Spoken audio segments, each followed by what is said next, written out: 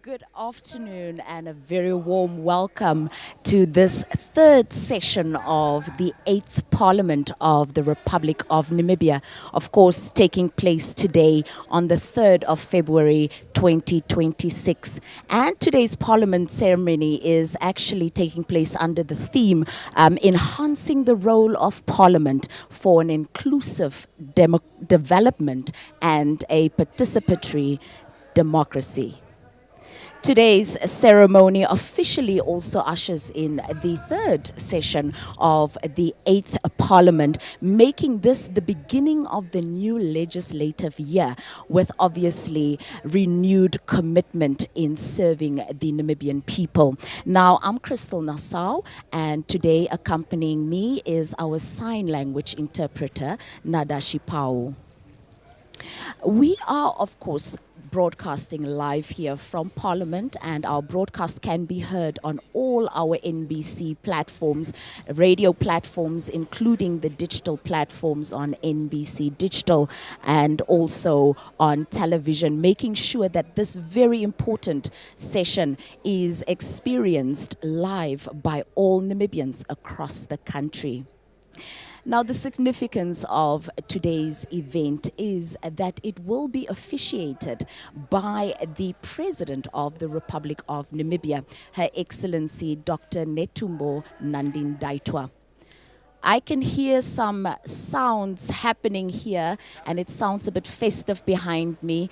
And I have with me on set Mr. Zacchaeus Kadikwa. He's the Senior Public Relations Officer of the National Assembly.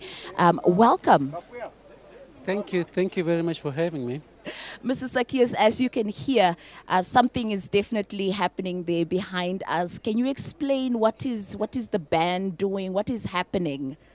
Yes, we are actually expecting or hearing the arrival of the Namibian Defence Force team as they are parading. They have lined up as we're speaking at the intersection of Robert Mugabe, which was closed off as per our earlier communication. We will be seeing members of the NDF lining up on both sides of the road, allowing the parade to proceed as they are entering the presence or the premises of Parliament. Thereafter, we'll also have the learners or school-going learners that are also part of the line-up that Parliament has prepared for this occasion or for this momentous occasion that we're having here at Parliament. The school-going learners, are they just from the Commerce region? How did you come about them? Yes, we have actually just identified learners, or not identified as per se, but we have invited learners that are within the Commerce region. These are the ones that we have invited to be part and parcel of the procession. And what else can we expect besides the learners and also the arrival of the National Defence Force? Yes. Apart from the learners that are going to line up, we also have traditional or cultural groups that are going to line up, and they're going to perform a number of dances or number of cultural performances that are going to take place. Thereafter, once we have the procession of the Namibian Defence Force ready up and forming up the Guard of Honor, then we'll have the arrival of the dignitaries. These are now your chief, the judicial system, or the members of the judiciary. This is now the Chief Justice, Deputy Chief Justice. Then you have our invited guests that are the three heads of the uniform personnel, the NDF, the Namibian Police Force, and the Namibian Correctional Force as well. And we'll also have arrival of the executive, which is now the vice president, former president, and then the president, as well as, but before the arrival of all those dignitaries, we'll have then our in-house or the invitees, which is the speaker and then the chairperson of the National Council, waiting or to receive the invited guest here at the entrance of Parliament. I don't want us to miss this. You mentioned earlier the Guard of Honor. Can you explain what this is all about to our viewers out there? Yes, I will not do justice to explain as to what it does actually because I'm not from the military background. But But of course, just a bit of yes, yeah, background. yeah. No, just for a layman's person that is back there at home to listen and to understand what's going to happen, we'll have the military personnel or the men in uniform that will be standing facing towards the entrance or the building itself, and they will be seen off or they will be actually given the sign of which is now the guard of honor by the president, whereby the I don't know how you call the person that is going to announce, whereby he is going to inform the president that the guard, I mean, the military procession is ready to be signed off by the president, By the where the president president. has now to give that guard of honor.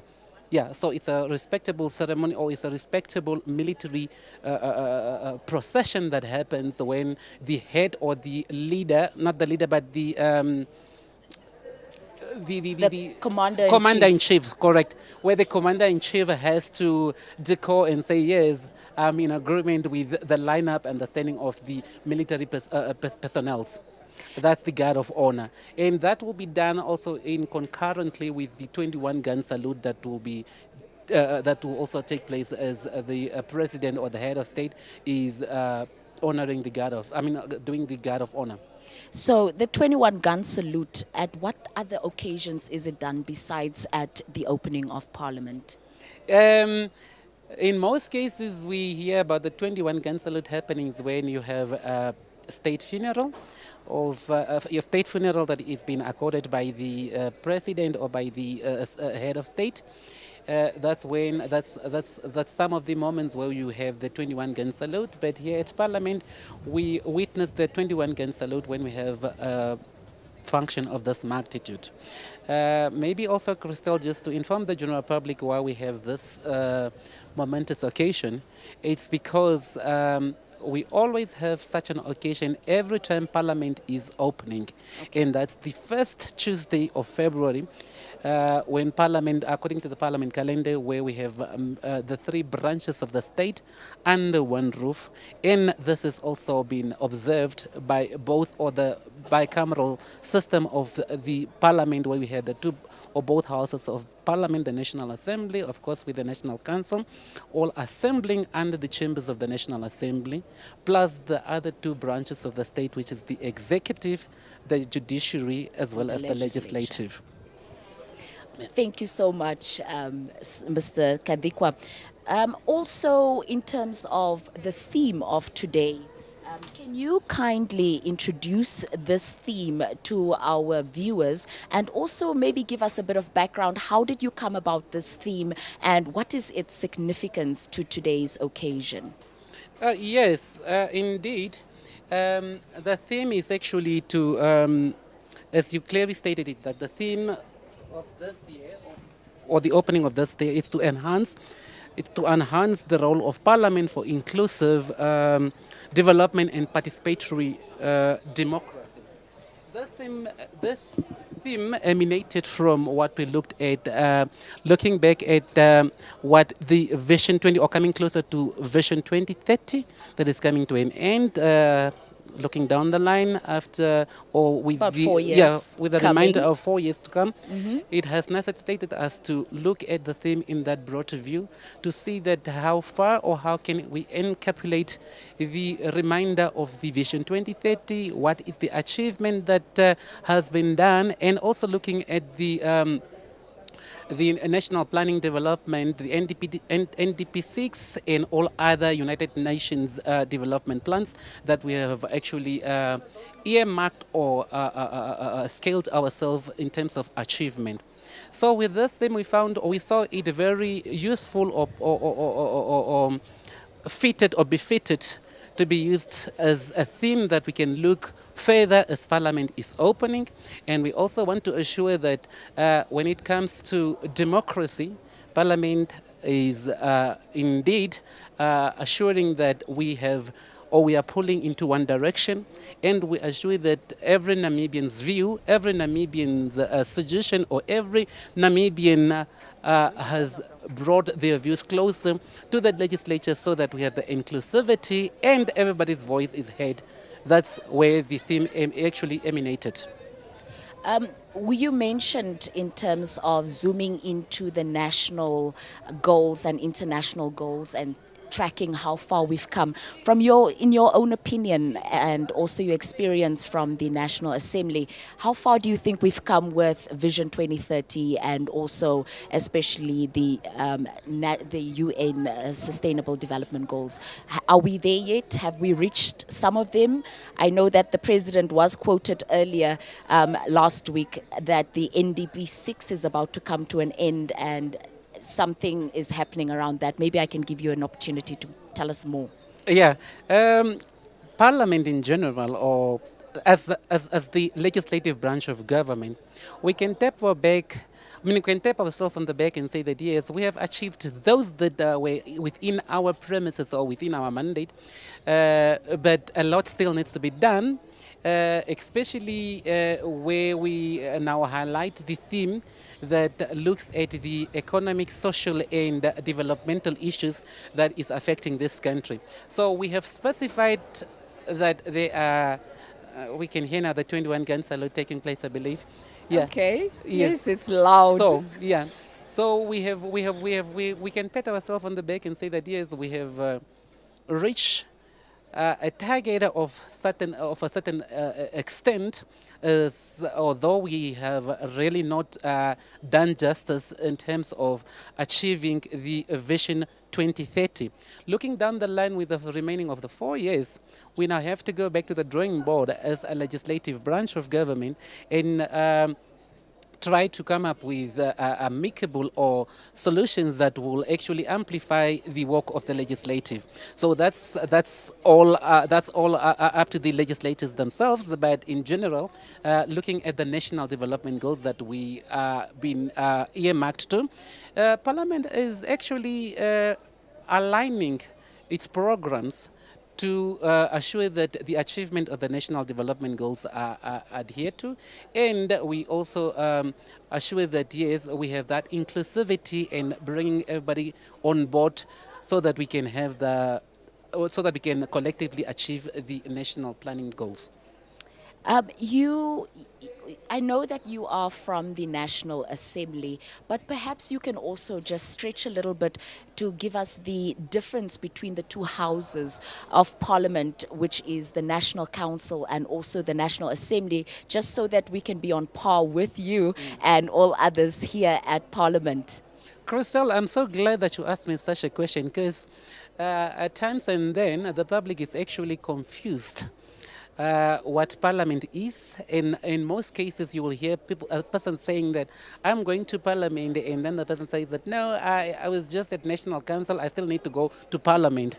You get where the confusion comes in. Yes, the difference is that Parliament, which is the umbrella or which is actually a house on its own. Namibian Parliament is regarded as a bicameral system. What do we say about this? A bicameral system, we mean that we have two houses of Parliament, where you have the National Assembly and the National Council. Yes. National Assembly is the lower house of Parliament. This is where you have your ministers, deputy ministers, and then the backbenchers. This so is now they the house. sit in the National Assembly. They sit in the National Assembly, and this is where laws emanates from, or this is where laws are actually brought before they are sent to any other house. Then we have the second house of Parliament, which is the National Council, and this is regarded as the upper house of Parliament or the House of Review. This is where bills are referred to once they have been once they have been dealt with by the National Assembly. They are referred to the National Council for the National Council to review these bills. At the National Council, this is where you have constituency or regional councillors that are elected to serve the nation under the National Council. So the cardinal difference, if I get this correct, is that the National Assembly are the ones that come up with the laws, and the National Council is then the one that actually reviews the laws. So they become the oversight, but then both houses then sit in what we call Parliament. Yes, partly correct, but just to strengthen or to emphasize more on that, both houses, or Parliament has two houses, as I've mentioned them. And every member or every house has a composition of its own members. Okay. Members of the National Council do not sit in the chambers of the National Assembly, nor does the members of the National Assembly sit in the chambers of the National Council. However, with today's ceremonial occasion, this is the only time where you have both houses, which is what we regard to as a joint session. This is where you'll find both members of both houses sitting under one roof. This is mostly at the National Assembly.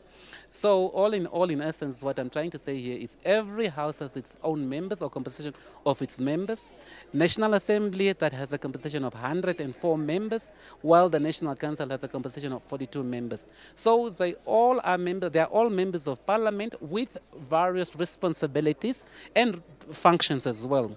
And to rectify the oversight function, Parliament in general, Parliament as a house, has three key functions: legislative, oversight, and representation. Those are the functions of Parliament. And these are served by all members of Parliament, irregardless of which house they are serving.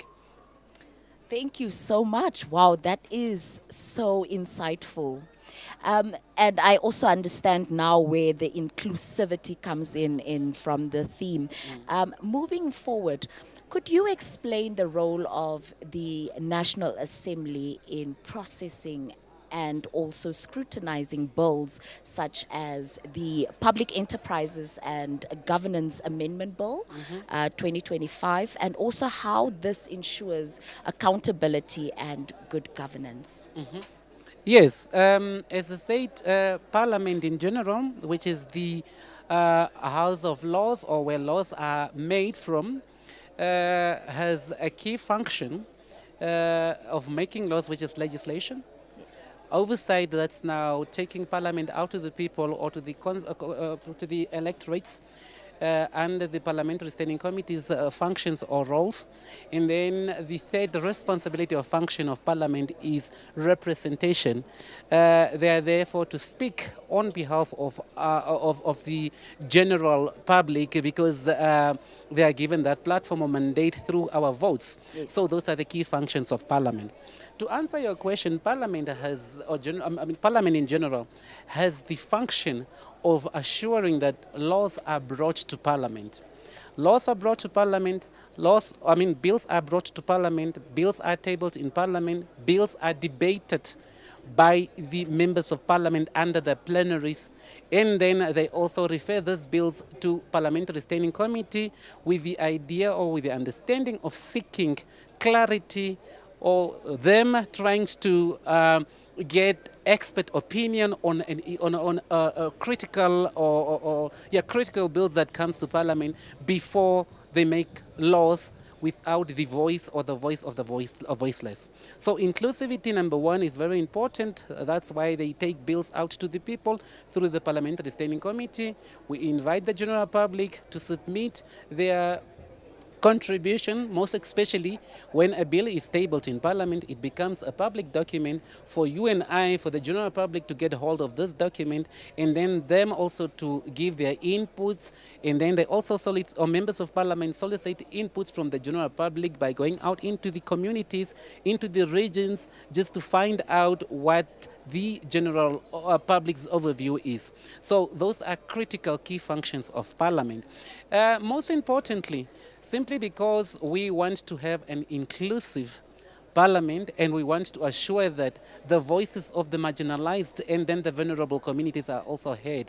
And we also do not want to have laws that are only made by members of Parliament. We take it as a starting point and as a critical item that we want to assure that every person in this country is part and parcel of the lawmaking process through those platforms that we have availed. So with major legislation like the Petroleum, or rather the Exploration and Production Amendment Bill 2025 that's coming before Parliament this year, how does the National Assembly plan to get this bill out to the public to have informed debates around it? Yes, as I clearly indicated, that when we receive bills, Just also to highlight here that we have two types of bills that comes to Parliament. We have the private members bill and then the government bill. What is the private members bill? Yes, I'm getting there. The private members bill is actually a proposal to a law that is brought to Parliament by any other person that is not a minister nor a deputy minister. So any member of Parliament that is not a minister or deputy minister can bring laws to Parliament, and it's regarded to as the private members bill. Okay. While with the government bill, this a proposal to a law that is brought to Parliament by any other members of Parliament that are either ministers or government, so to say. So bills that are brought to Parliament by government are regarded to as a government bill. Yes. While private members' bill are bills that are brought by any other members that are not from the executive, sort of kind to say. So the difference here is that a bill that is brought in by the government has to go through a process of assuring that it has done justice, whereby it has to seek approval from the cabinet before it is brought to Parliament. While with the private members' bill, this bill does not seek cabinet approval. However, it comes to Parliament provided that it is written in a legal language, and it's also not it's also not contradicting what the Constitution is saying. Yes. So, provided that the bill is written in a language that a bill should be written and it's brought to Parliament, they are all accepted and tabled in Parliament. Once a bill has been tabled in Parliament, this document or this bill becomes accessible to the general public to get hold of such a bill. Why? For them or for the general public to have their inputs, to review, to have their reservations and whatnot. And as per the Parliament procedures, all bills has to go through reading stage at the National Assembly, because this is where bills are actually brought to. Yes. Once a bill has then gone under the 3 reading stage, sometimes it goes until to the 2nd reading stage, and it is referred to a parliamentary standing committee. With National Assembly, we have about 13 parliamentary standing committee, depending on the situation or depending on what the bill entails, it can be referred to a specific or to a specific parliamentary standing committee. Then that committee has to go out to all 14 regions. I'm so sorry, Mr. Sakias. We actually have Joleni Shopoleni from our news desk, who is also interviewing some members of Parliament, and we have some excellent members of Parliament coming through right now. So over to you, Joleni, over to you. Interested in. This year I would like to see that we also look at best ways to support our young entrepreneurs through the youth enterprises and the support that they receive, and that particularly is the National Youth Council Act that speaks to how young people can be empowered in this country. So we are looking forward to see if our minister will bring forth any changes to that act. I'm sure once they've finalized and completed all the governance issues that was at the NYC, because we have seen the Youth Development Fund being rolled out as well. And there also I'm very particularly concerned about the current GBV in our country. We continue to see an increase and a rise in cases of women that are still being killed, young girls still being killed. But we've also seen a rise in the increase of suicide rates, particularly amongst the youth. And therefore the mental health bill for me is something that we should not sit on for too long, because we should ensure that the ministry then creates an environment that is fit for purpose, in which we can address mental health in our country and ensure issues of suicide and all of those related mental health conditions are properly treated. All right, Honourable, what message would you like to send out to the public as the parliamentary business year begins? It's just to say that we take our work very serious. We do understand that we are the representatives of the people in Parliament, and serving in parliamentary committees where we do oversight work particularly, it's where you can pick up really the bread and butter issues that are affecting our people. I have the privilege of serving in the Health Parliamentary Committee, Gender, Education, Youth and Economy. So through the work that we do as we go out on our oversight missions, it's where you really are reminded of the urgency against which we need to conduct our work with as parliamentarians, and it's just to assure the nation that the issues of the cost of living currently is extremely high in our country. The issues of, prices of water, electricity, all those basic essentials, accommodation, whether you are renting or you seek to be a homeowner, all of those are issues that through legislation we should ensure that it's not very hard being a Namibian right now. So it is really just to assure the nation that we take to heart the issues that are there, that affect their livelihoods, their daily livelihoods, and through the platform that we have as parliamentarians, it's to genuinely represent our people and what it is that they need out there, that they need us to do as parliamentarians in order to ensure that we give a quality of life back to our citizens through our work as the legislatures. All right, Honorable Bush, as the ceremonial opening of the Parliament is beginning, what does this moment represent to you? This moment is very dignified. Yesterday, we have witnessed the head of state opening cabinet, and as you know, Namibia has the 3 organs of state that form the state. So cabinet is the organ that represents our executive. Today, she's opening parliament. Parliament represents the legislature, and soon, as per our constitution, the head of state will be opening the judiciary, which is the courts. And so when these 3 organs are officially opened by the head of state, it then is indicative that government is open for business. Government is working on behalf of the people, implementing programs, policies, and activities that must uplift Namibians. So the head of state's presence here today is underscoring the urgency for parliamentarians to get to work, to roll up our sleeves and start doing our work as legislatures, and to pass laws that meaningfully and positively impact the lives of our people. All right, Honorable, thank you so much for your insights. Thank you.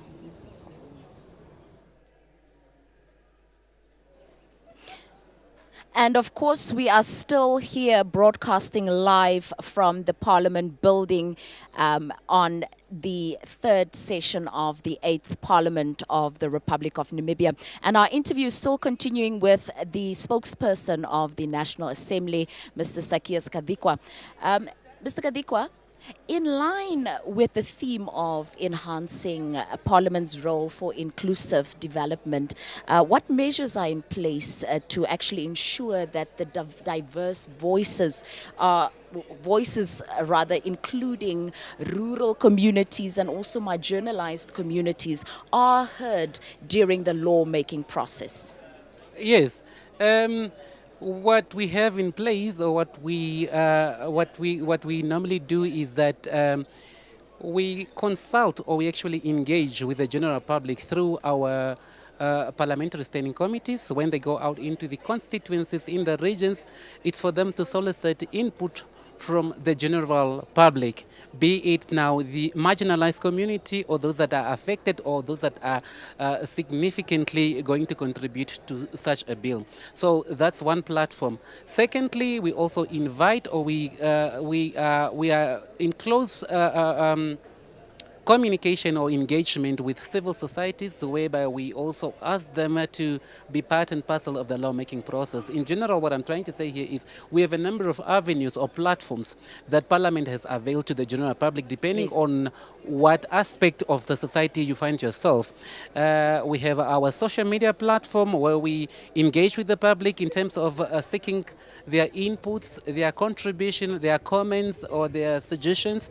And we also invite them to write, because they are also at liberty to write to any member of Parliament of their choice, which is what we call as lobbying. You can lobby to any member of Parliament of your choice just for you to give your input, and then that input is comprehensively captured and brought to Parliament. So we have a number of platform or avenue that we involve, or we invite the general public. Importantly also, Parliament, which is now a platform or actually a house of inclusivity, and we want everybody to be part and parcel of the lawmaking process. We have also introduced, or we not introduced, but we also have avenues like the Children's Parliament, which is a platform that is given to the young ones so that they can influence policy issues that are already in existence, and then That's a platform that we have also availed. Secondly, we have the Youth Forum, which is the National Youth Council that also targets a number of groups, meaning, or what I'm trying to say is that every category of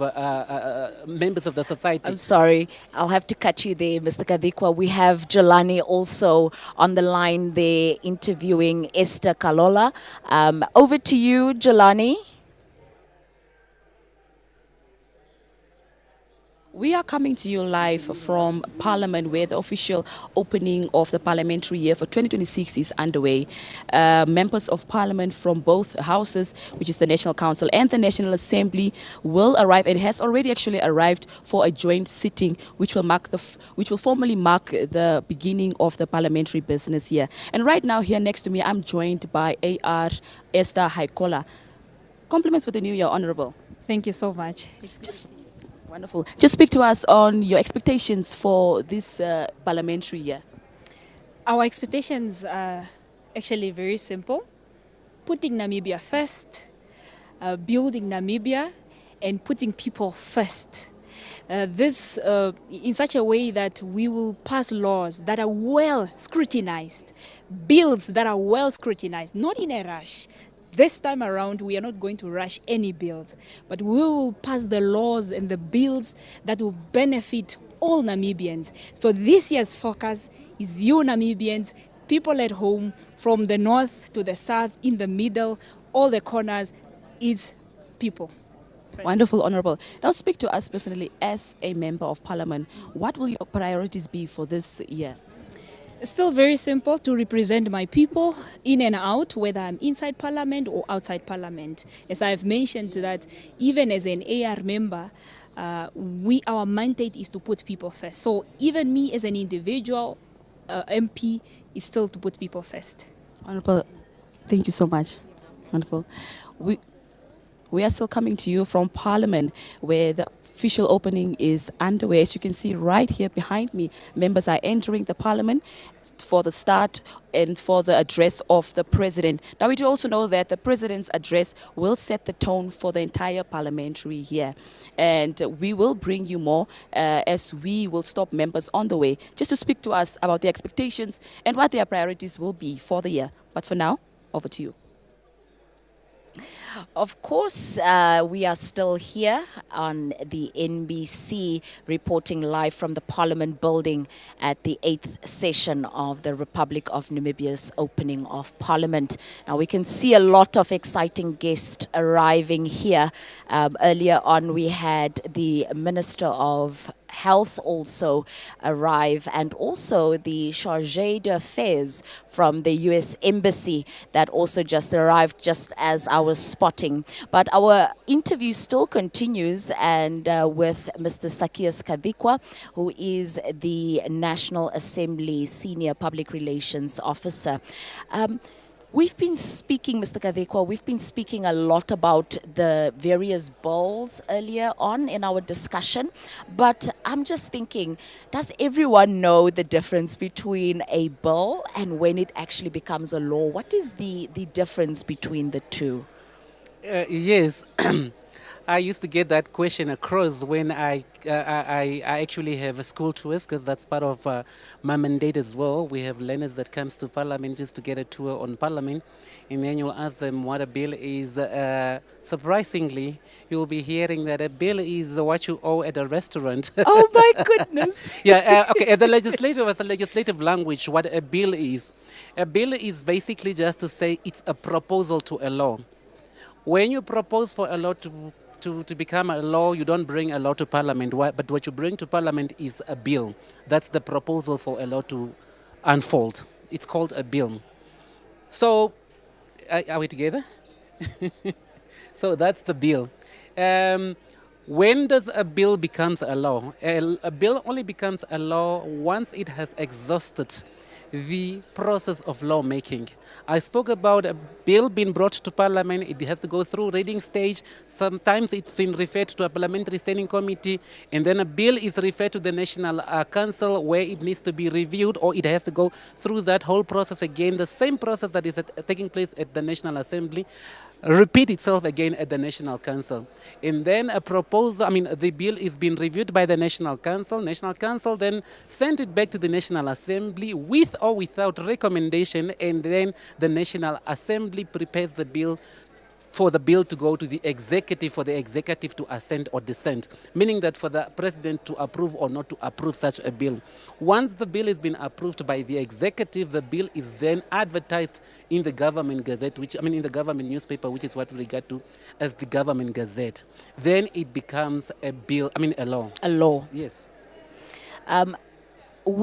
We are also now still crossing over. Thank you so much, Mr. Kadikwa. We are crossing over again to my colleague Jolene, who is interviewing one of the MPs. Over to you, Jolene.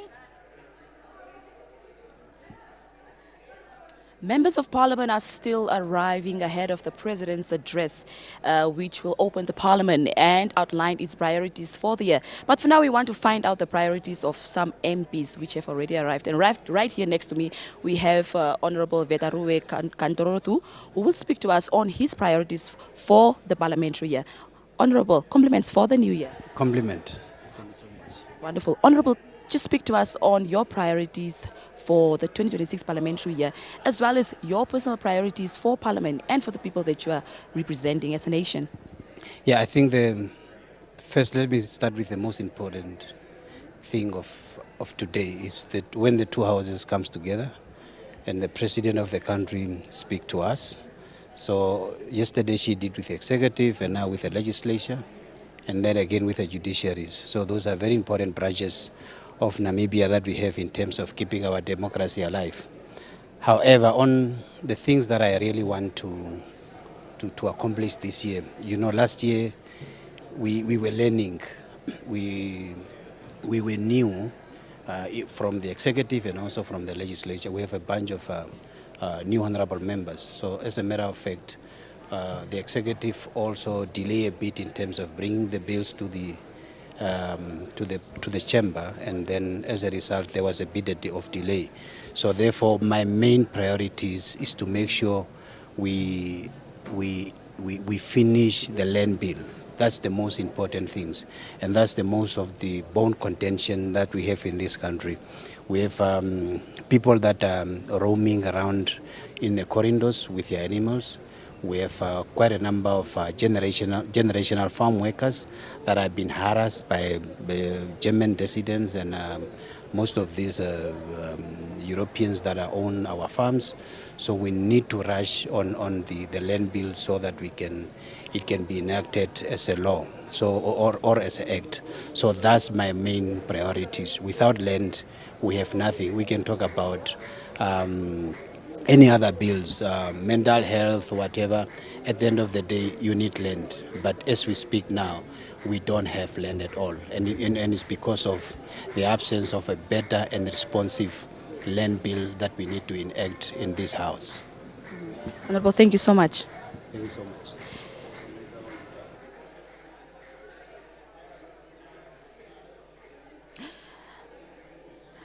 Well, there right at the background, we were able to see the judges also lining up to receive the president. Mr. Kadikwa, can you tell us a little bit more about that? The judges right there at the back, they just left to go and receive the president. Yes, the judges forms the procession of the speaker and then the National Council's chairperson's procession to go and receive the president as the president arrives, whereby the chairperson, the speaker and then the chairperson will then receive the president and then the first gentleman, so that they can actually witness the lining up of the defense, the school-going kids, as well as the cultural groups. And what about the other invited guests? Can you tell us a little bit more about them? I think you spoke about 3 different groups. Maybe you can just highlight that again, since that is about to happen right here at the back. Yes. What normally has to happen is that we have to have the protocol list ticked off, whereby you have the judge president arriving, you have the deputy judge president. In that sequence, that protocol sequence, obviously first the deputy judge, then the judge president, and then we'll be receiving members of parliament, although we have been receiving them as back as an hour ago, coming Yes. one by one. But that's the sequence that we're expecting them to come. Then we have we are expecting the vice president to arrive anytime, followed by the former president and his spouse. Thereafter, we'll see the president's motorcade arriving, and then they will be, they will be welcomed then by the procession of the speaker, followed by the judges or by the judiciary. So, with the arrival or with the lineup of the invited guests up here or in front of the parliament, we are expecting to have a lineup of the judges, as I said, which is the judiciary. The three uniform personnels. Who are the three uniformed personnel? We have the head of defense, the head of correctional service, Namibia Correctional Service, as well as the Namibian the Namibian police force. Those are the three uniform personnel that are also going to form up the high or the invited guest to observe as the president is actually guarding the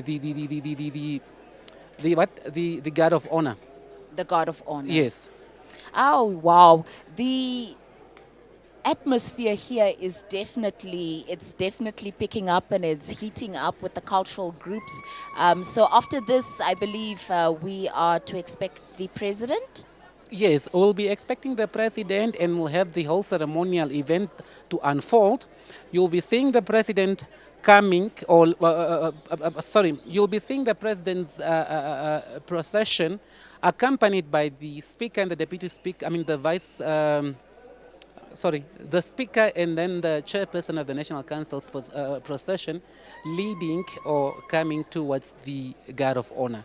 So that's now where you will see the president observing, watching how the learners are waving the flags and singing songs that they have prepared, as well as also observing the cultural groups as they are doing what they do best before we start off with the hosting of the flags, the AU and the National Assembly, the AU and then the national flag, which will also be followed by the national and the AU anthem.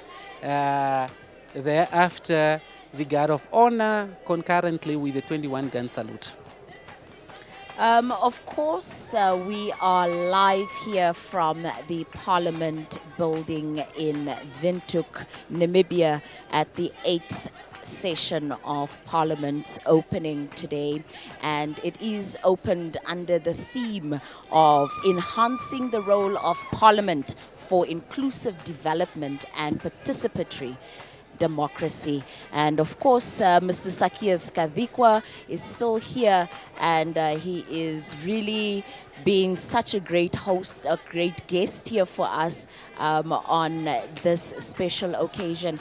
Mr. Kadikwa, in terms of the National Assembly, what can we expect from the National Assembly in terms of bills that are lined up for this this year? Yes, the 8th administration, or the third session of the 8th administration, maybe if you can allow me also just to clarify that. When you talk about the third session of the 8th administration, that's specifically only talking to National Assembly. Okay. Yes, so those are the sessions, that's the National Assembly, it's on its third session of the 8th Parliament, while with the National Council, it's their first session of the 7th Parliament. Wow. Yes, I just want to clarify that. So with the National Council, it is the 7th Parliament, but with Assembly, it is the 8th Parliament. Reason being, National Assembly only opens its door in 1990, and back then we only had one or a single administration, which is a mono parliament. meaning Okay. that we only had National Assembly. In 1992, when we amended the Regional Local Authority Act, that gave birth to the National Council. Hence, they are actually lagging behind with 2 years because their administration only started in 1993. National Council only opens its doors in 1993, as of with National Assembly opens its door in 1990. Hence the difference. Thank you so much for that insightful clarification. Yes. So to answer your question in terms of what is expected in terms of the bills that we have lined up, we have identified, or we have actually not identified, we have spoken of a number of bills that we informed the public as to the expected bills that we are going to receive or hear that are going to be tabled in Parliament. These are not the only bills that we are going to receive in Parliament. These are the only bills that we have received so far from the executive. Remember, Okay. I spoke about the 2 types of bills that comes to Yes. Parliament. So at this point in time, it's a bit premature to talk about what other bills are we expecting from the private members' bills, because these are bills that are still being prepared by Okay. either members of Parliament or they are all either at their early stage or infant stage in terms of them being ready before they are brought to Parliament. So we have a number of bills that we are expecting. The 7, 8 that I've mentioned, those are the confirmed ones so far, but as time unfolds, we'll be receiving a number of bills as well that are coming to Parliament. Well, of course, we can hear from the cultural groups there at the back, and they are definitely in festive cheers here, welcoming the president at this opening of the 8th Parliament. And we can see from my view here, it looks like it's the San. Am I correct, Mr. Kadikwa? No, it- that's Or is that's- it the Tswana group? no. That's actually the Kavango group. Oh, my goodness. Yes. Wow. That's the Kavango group. I should say, yeah. That's the Okay. Kavango traditional group. I think the San or the Khoikhoi cultural group is the one dressed up in The skirts. the skirts. Yes. The longer skirts. Okay. Well, we're definitely enjoying the drums from up here. And I do see that the protocol teams are also getting ready as they are standing closer. It seems as if perhaps our president is arriving in the next few minutes. So shall we just cross over and have some live feeds over there and watch how the cultural group is actually entertaining the crowd and also our viewers.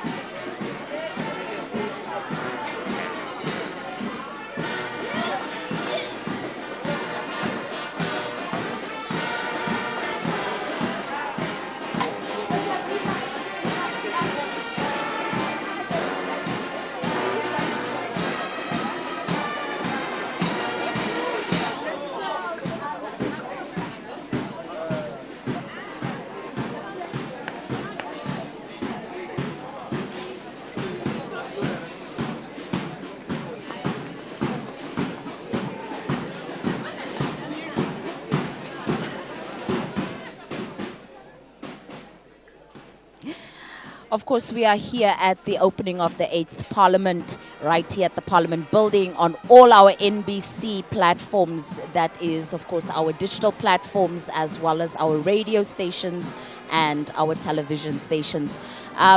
So, as you can see right there at the back, the parade has just entered the gates, and it seems as if they're just turning the corner right now with the trumpets and also the drums as the brass band is moving forward, clearly in anticipation of receiving and ushering in our President, Her Excellency Dr. Netumbo Nandi-Ndaitwah, into opening this 8th session, or rather this 3rd session and 8th Parliament.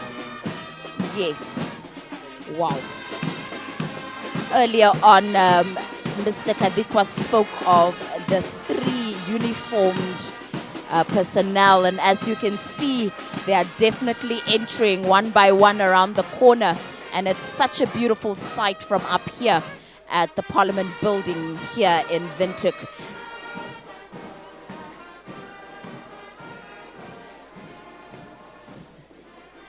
Mr. Kadikwa, we are moving closer to opening this Parliament here today, and I think our viewers are also very excited as it's coming closer. What's going to happen right now? What's happening now, we are seeing the arrival of the members of the Defence Force, the three branches of the Defence Force, the Navy, the Navy, the Defense, and then the okay. I should. No, not the police. I'm not the expert in this line, but there are 3. I know that we have the Navy, we have the Defense Force, and then the Air Marshal, I believe. The Air Marshals, yeah, I'm not too sure, yeah. Yes, There are it's 3. the Navy, which is the sea, and then obviously the Air Marshals, Yes, which is in the and air, then the ground and on ones. the ground, Yes, which those is the 3, yes. defense. So they are actually going to line up in preparation of receiving the President, as the President needs to witness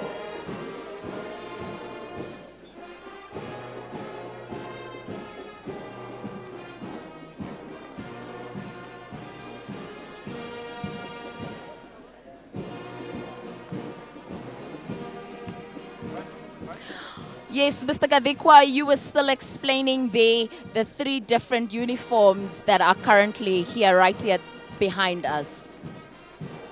Yes, they are actually they are actually preparing themselves to line up or to form up what we refer to as the guard of honor that will be guarded off by the President.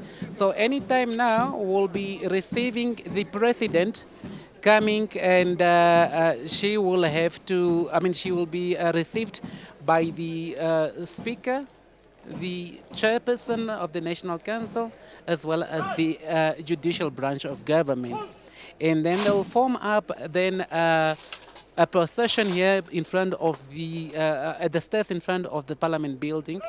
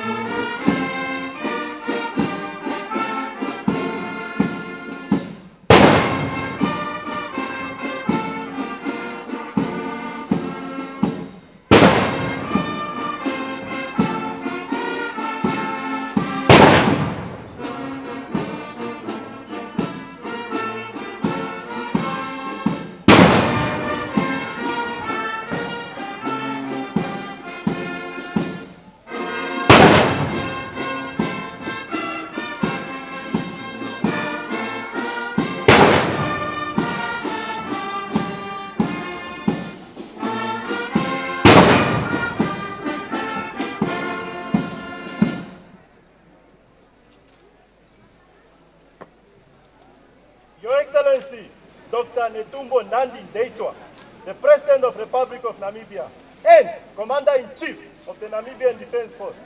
The Presidential Guard of Honor is formed up and ready for your inspection. Your Excellency, reporting, Guard of Honor Commander, Major Jonas Kainane Herman. Your Excellency.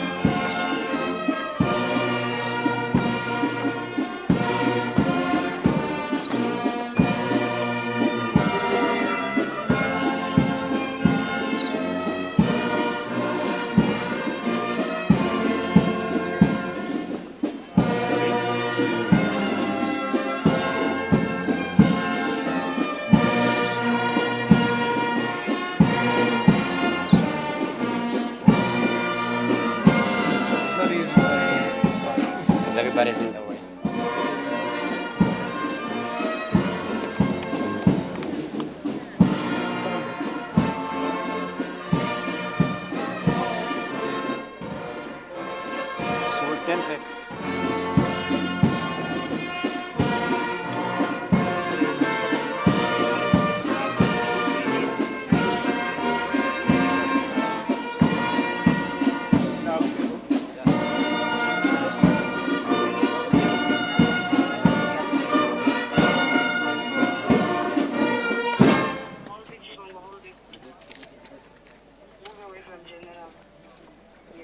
Yes, yes.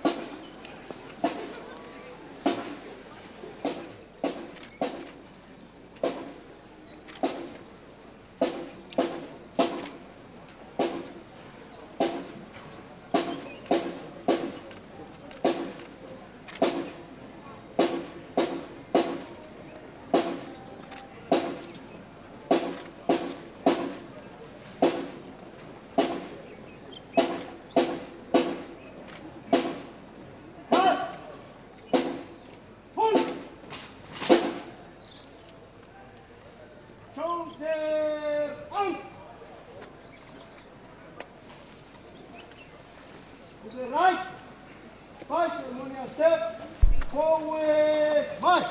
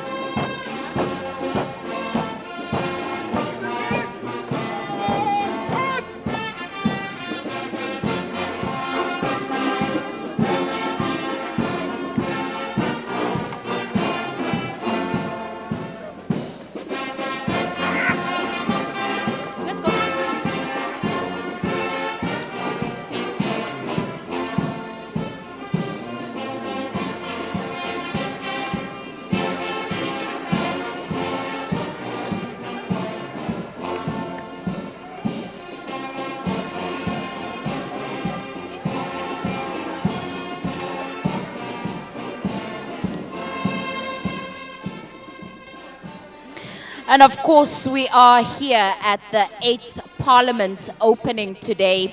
And as you could see earlier on, we had the President of the Republic of Namibia, Her Excellency Dr. Netumbo Nandi-Ndaitwah, actually observe also the uniformed men right there, and also the guard of honor. And as she moves up to the chambers, she is actually making her way inside to get ready to actually observe the official opening of today. Mr. Kadikwa, as you can see, the judges are moving up. What's about to happen? Yes, what's going to happen now, we just completed the President's Guard of Honor, whereby the military or the defense force has paraded march past and march of the President. Now we are going to the second part of the ceremony of the program, whereby we'll have the program unfolding inside of the chambers. What can we expect inside the chambers? Yeah, what's going to happen is, of current, we are going to have the members of Parliament are going to assemble in the National Assembly, both members of Parliament, which is what we have referred to as the joint session, accompanied by the invited VVIP guests. That's now the Judge President, the Deputy Judge President, the three the three uniform personnel that I've spoken about. Earlier, yes. Yes, which is the police, the correctional service, and then the defense force. And then we have the Vice President that will also accompany members in the chambers, as well as the former President. These are all these are all the expected individuals that will be inside the chamber.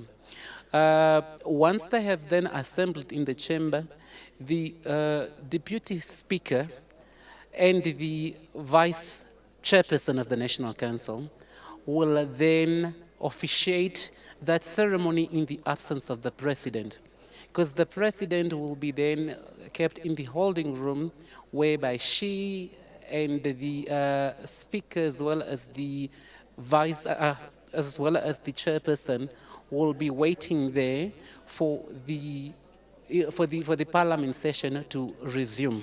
Okay. So what will happen is the the parliamentary procession, led by the by the Deputy Speaker and the Vice Chairperson, will then enter the chambers.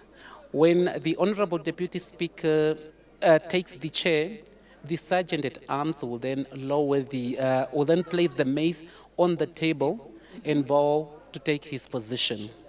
Thereafter, the deputy or the honorable deputy speaker will then read and do the affirmation as per the parliament procession.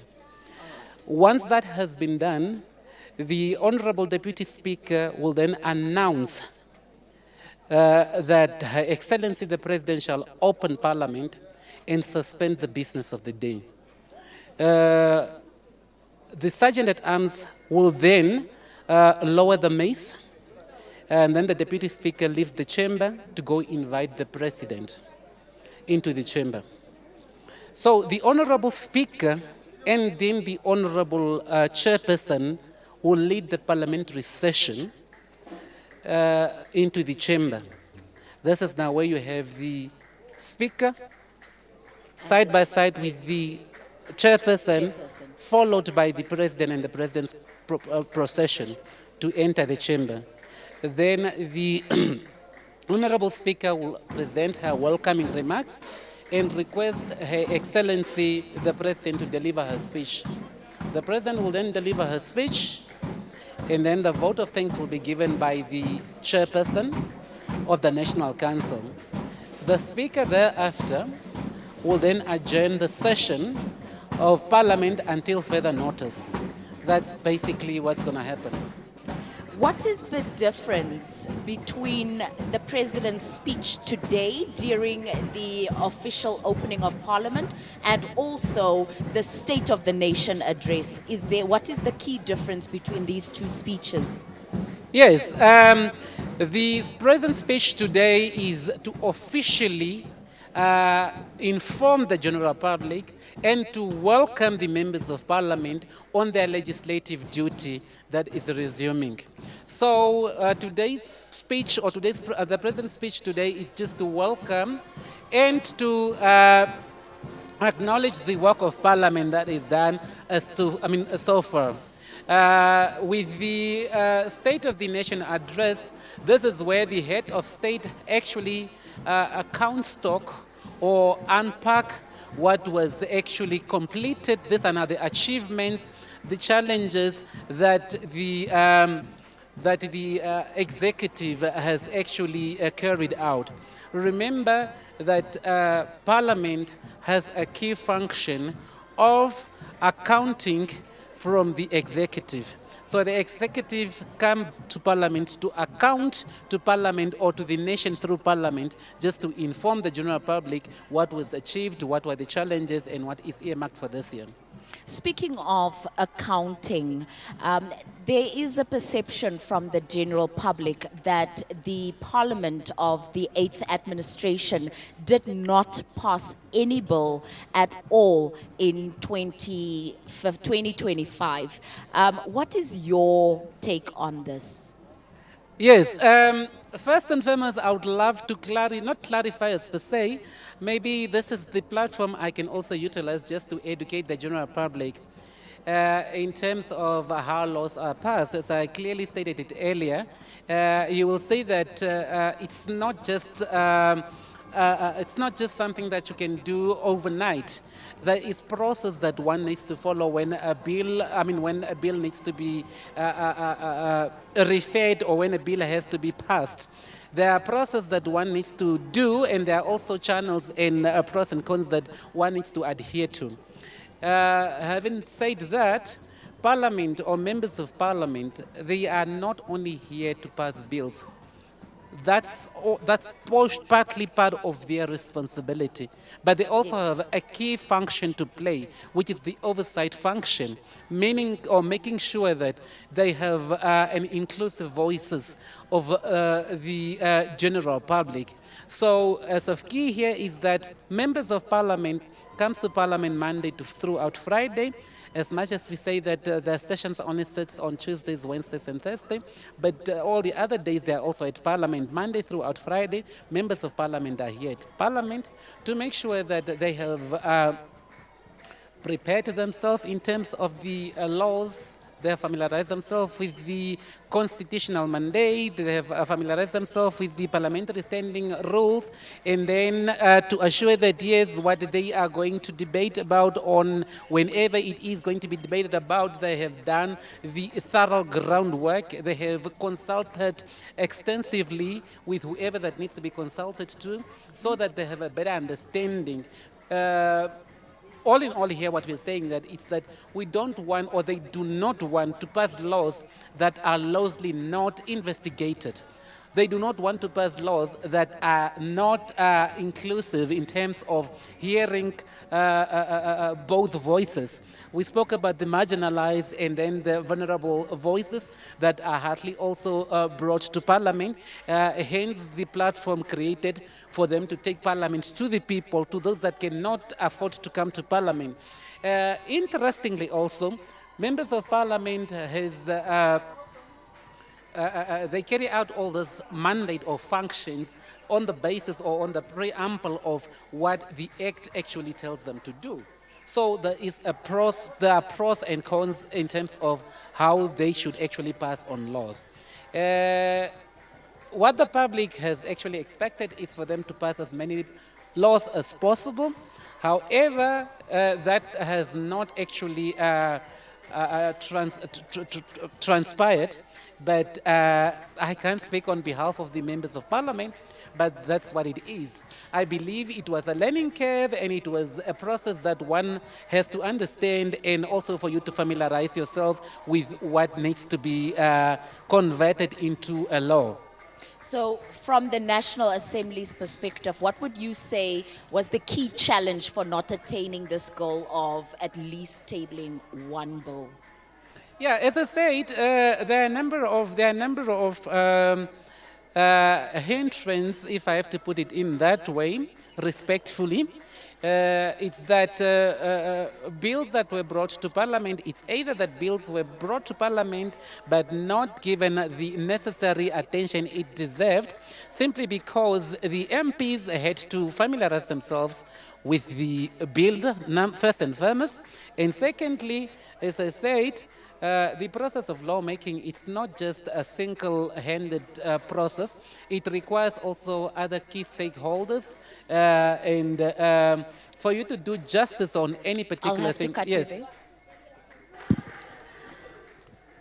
We are crossing over inside to the parliamentarian chambers so that we can view the official opening.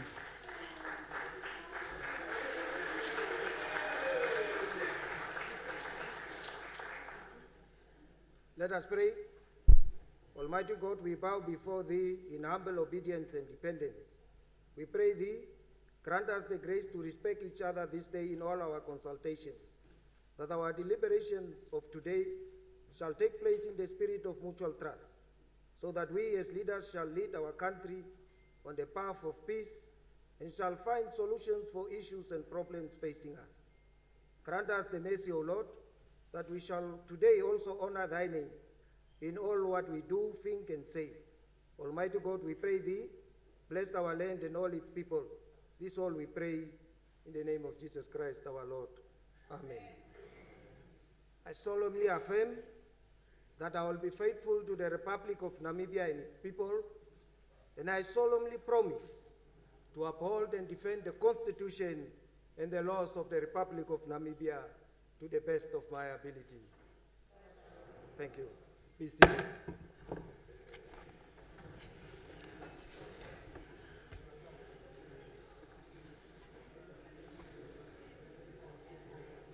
First and foremost,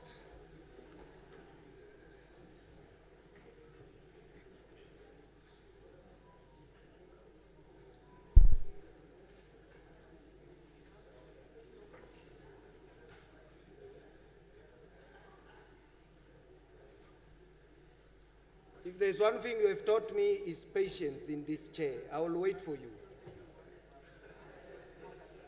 Honorable members of the National Assembly and the members of National Council constituting Parliament, the Right Honorable Prime Minister, Ministers and Deputy Ministers, on behalf of the Executive Branch of the State, the Chief Justice, the Deputy Judge President and judges representing the Judiciary,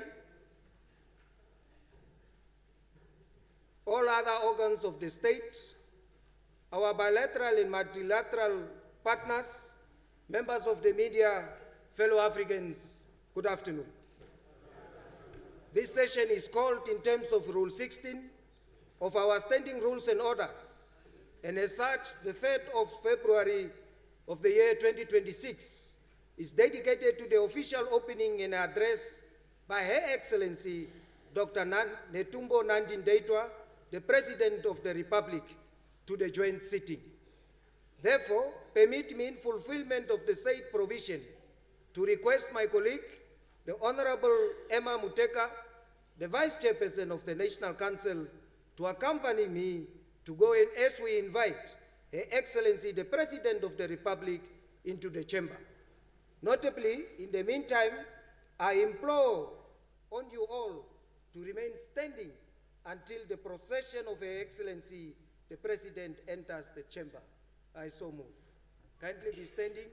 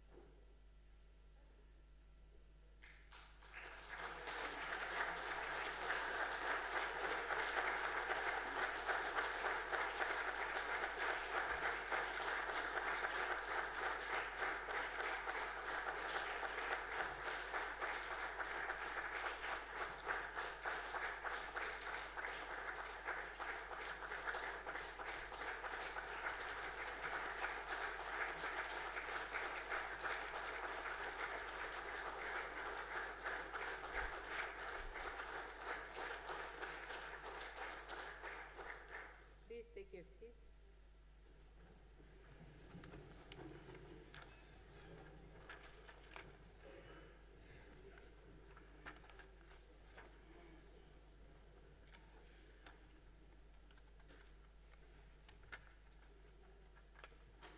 Your Excellency, Dr. Netumbo Nandi-Ndaitwah, President of the Republic of Namibia, and Lieutenant General Retired Epaphras Denga-Ndaitwah, First Gentleman, Your Excellency, Madam Lucia Vetboy, Vice President, Your Excellency, Dr. Nangolo Mbumba, Fourth President of the Republic of Namibia, Right Honorable Dr. Elia Ngurare, Prime Minister of the Republic of Namibia, Honorable Lucas Muha, Chairperson of the National Council, Your Lordship Peter Shivute, Chief Justice, and other members of the Judiciary, Honorable Philippus Katamelo, Deputy Speaker of the National Assembly, Honorable Emma Tangi Muteka, Vice Chairperson of the National Council, Honorable Members of Parliament, distinguished Justices of the High Courts of Namibia, I addressed earlier, Your Excellencies, members of the Diplomatic Corps and other development partners, Commonwealth Parliamentary Association of the UK delegation that has joined us here today, special guests of the presiding officers. I see the former chairpersons and deputy chairpersons are here. We welcome them. All invited guests, fellow citizens, members of the media. Good afternoon. It is my honor and privilege to welcome you all to the opening of the third session of the 8th Parliament of the Republic of Namibia.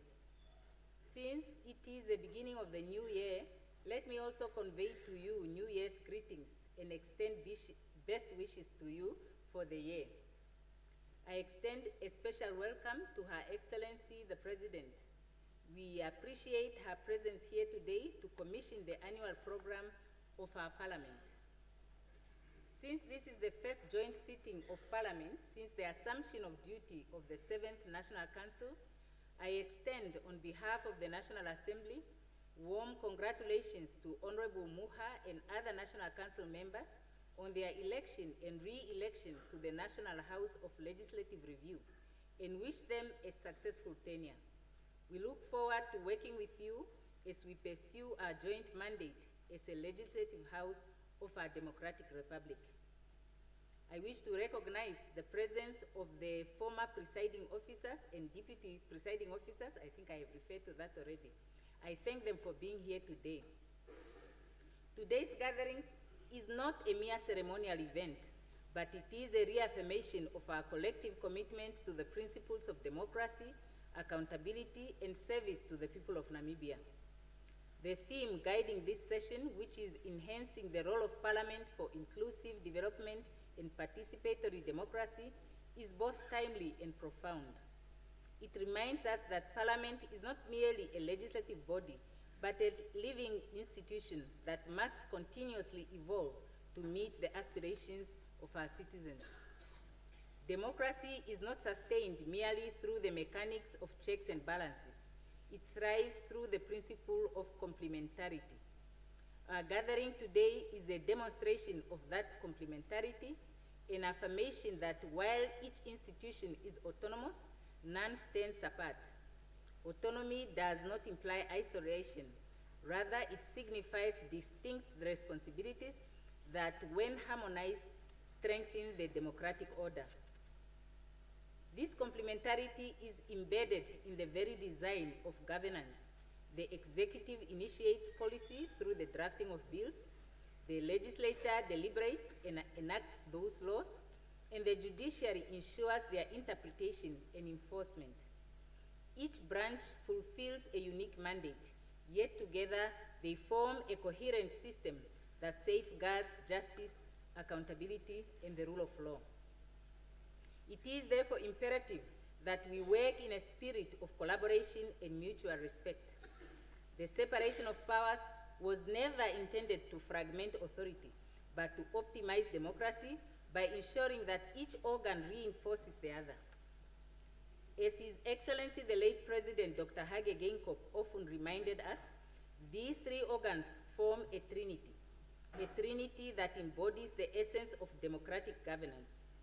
In embracing this trinity, not as competitors but as partners, we uphold the integrity of our institutions and advance the collective good of our nation.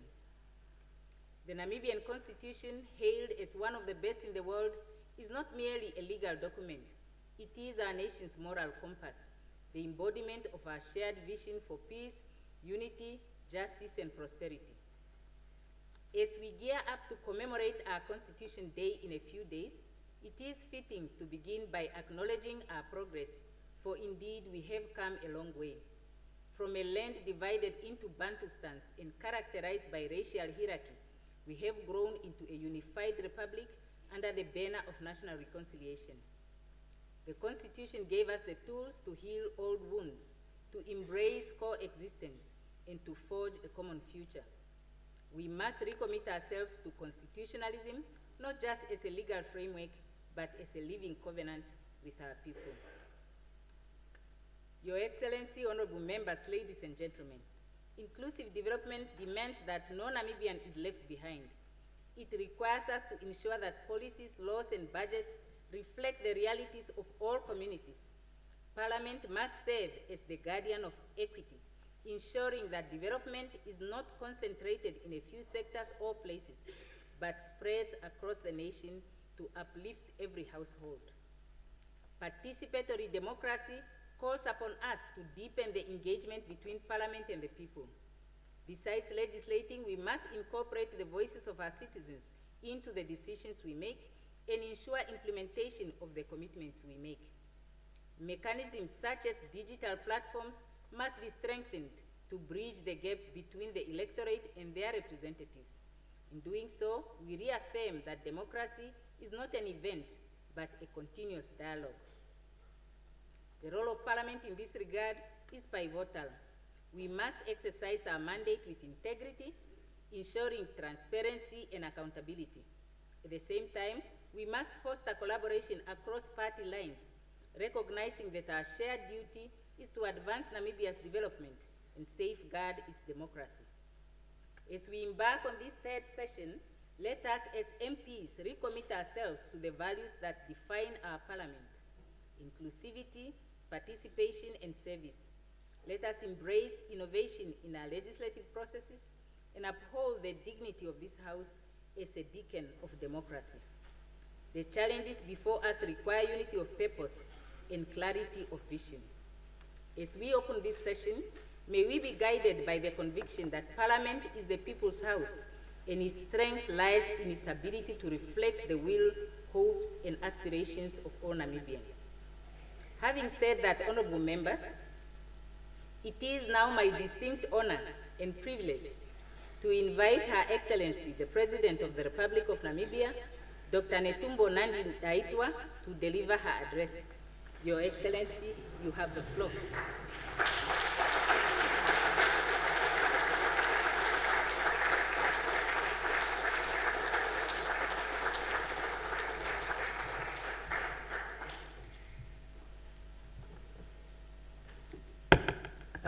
Please take your seats.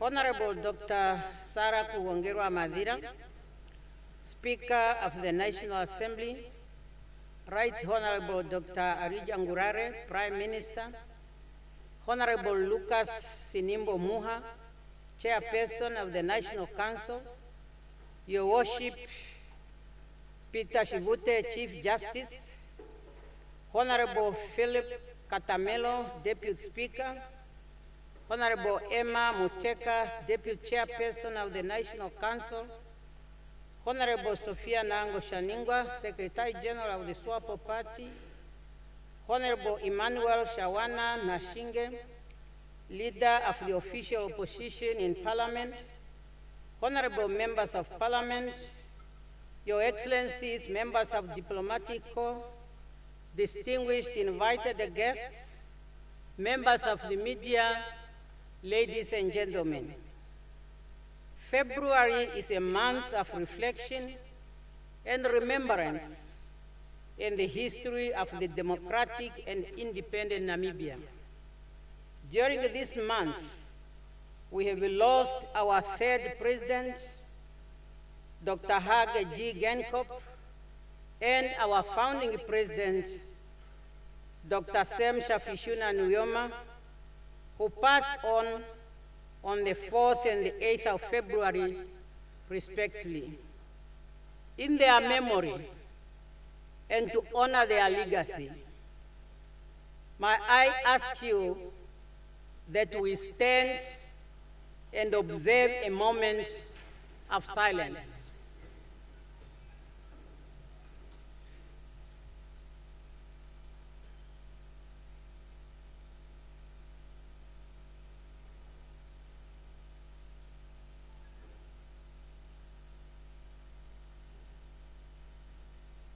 May their souls rest in eternal peace and their legacy continue to guide us. Please take your seats. Honorable Speaker, Honorable Chairperson, Honorable Members of Parliament, as the new year unfolds and honorable members return from the festive season recess, I join you in this chamber as you resume your national duties on behalf of the people of the Republic of Namibia. Although we are in February, I wish all of you a blessed and a productive New Year 2026. Let me also congratulate and welcome all honorable members of the National Council who have joined Parliament following the 2025 regional and local authority elections. I want to emphasize that you have joined this august House with a clear responsibility, which among others include the making of laws for this country. Honorable members of Parliament, the opening of the third session of the 8th Parliament under the theme, Enhance the Role of Parliament for Inclusive Development and Participatory Democracy, signifies a renewed sense of responsibility, reflection, and resolve as we carry on the work entrusted to us by our people. Honorable Speaker, Honorable Chairperson, this Parliament reconvenes amid rising public expectation. Citizens closely follow Parliament's work with keen interest because it creates laws and influences policies and decisions that impact their lives. Article 44 of the Constitution of the Republic of Namibia bestowed legislative authority to the Parliament, and this mandate assigned to you is your responsibility. And I want to paraphrase it: to enact, amend, and repeal laws, to scrutinize bills, treaties, and conventions, to approve the national budget, and to oversee government performance, and hold the state institution accountable, and to debate matters of national importance to the people of Namibia. These constitutional responsibilities carry considerable importance. Laws enacted in this august House serve as a foundation for social order, economic growth, and democratic governance. They establish stability, fairness, and predictability, safeguard fundamental rights, encourage investment and innovation, and ensure disputes are settled peacefully. Hence the need for a strong legal framework that strengthens democracy, enhances effective service delivery, and builds public confidence in state institutions. Honorable members, as you discharge this mandate, it is imperative to recognize that Namibia does not legislate in isolation.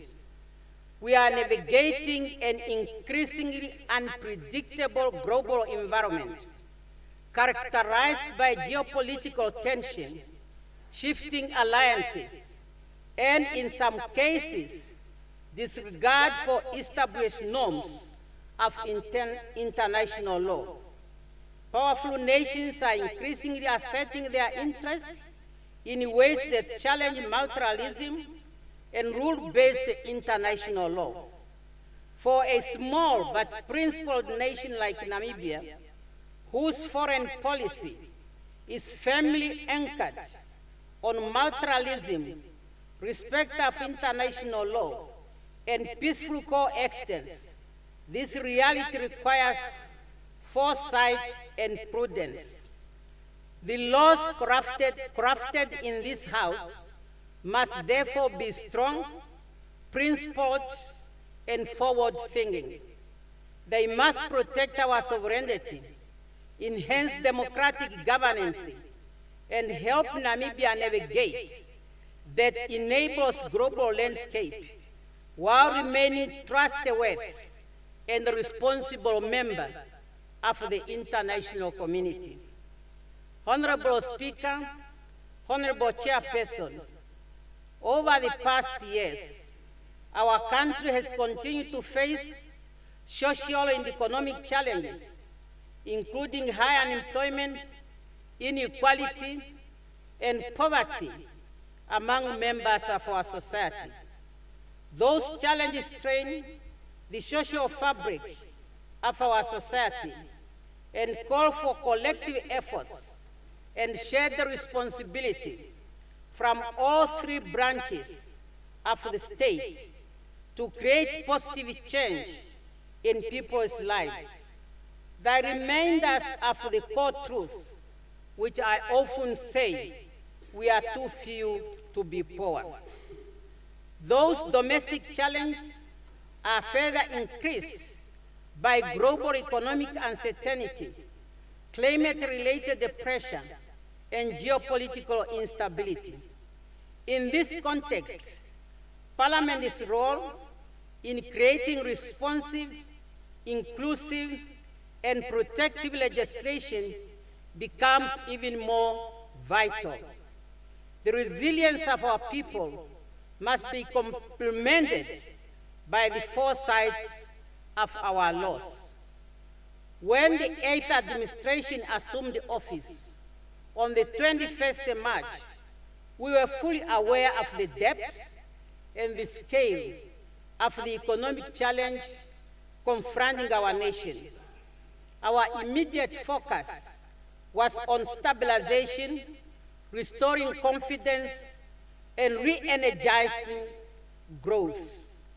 We remain dedicated to expanding production, increased participation in the economy, and making sure our people are active contributors, not just spectators in national development. The wealth, you like that? You must be part to it. The wealth generated in this country should benefit many of our people, not just a few. As Parliament continues to pass laws, it must ensure that natural resources are used responsibly and sustainably. Adding value to our product should be one of our core principles to stimulate and grow our economy. It should be our future strategic goal to gradually stop extracting our resources without local beneficiation. Last year, the government called on the public to propose amendment to any of our laws in order to address the needs of our people holistically. Some of the critical proposal amendments from the public include those that will ensure meaningful national benefit from our natural resources. It is therefore important that when those amendments are brought to Parliament, they should be considered with urgency. We continue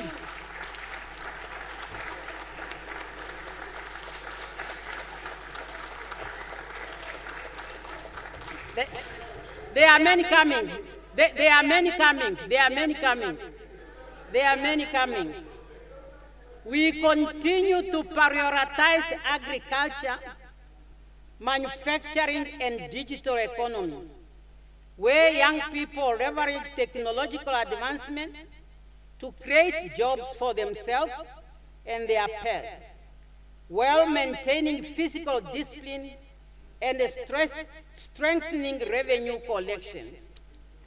Honorable members, Namibia remains an active participant in the regional and global interparliamentarian forum, including the Southern Africa Development Community Parliamentarian Forum, the Pan-African Parliament, the International Parliamentarian Union, and the Commonwealth Parliamentarian Association.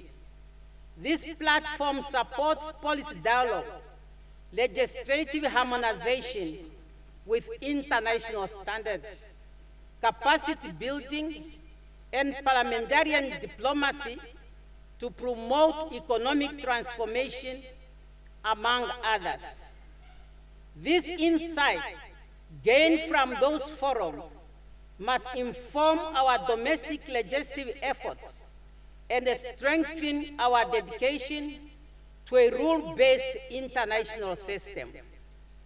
Honorable Speaker, Honorable Chairperson, honorable members, authority in the Republic of Namibia resides with the people who exercise their sovereignty through democratic institutions and elect their representative. Parliament therefore carries a responsibility not only to legislate, but also to uphold the dignity and integrity of this august House, as they are here on behalf of all Namibians. Robust debate is a cornerstone of democracy. However, it should be conducted with respect, discipline, and purpose.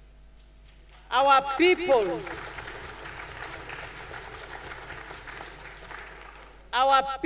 expect their representatives in Parliament to work diligently. They want debates that lead to solutions, laws that improve their lives, and oversight that reinforce governance in a timely manner.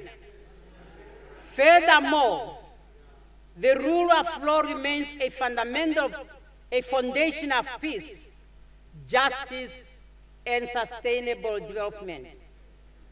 Therefore, in the Republic of Namibia, no individual authority or institution is above the law. Our commitment to accountability, transparency, and the fight against corruption remains strong.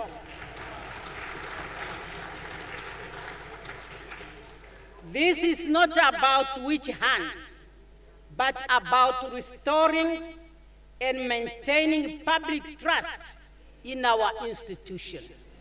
And as your president, I'm committed to that.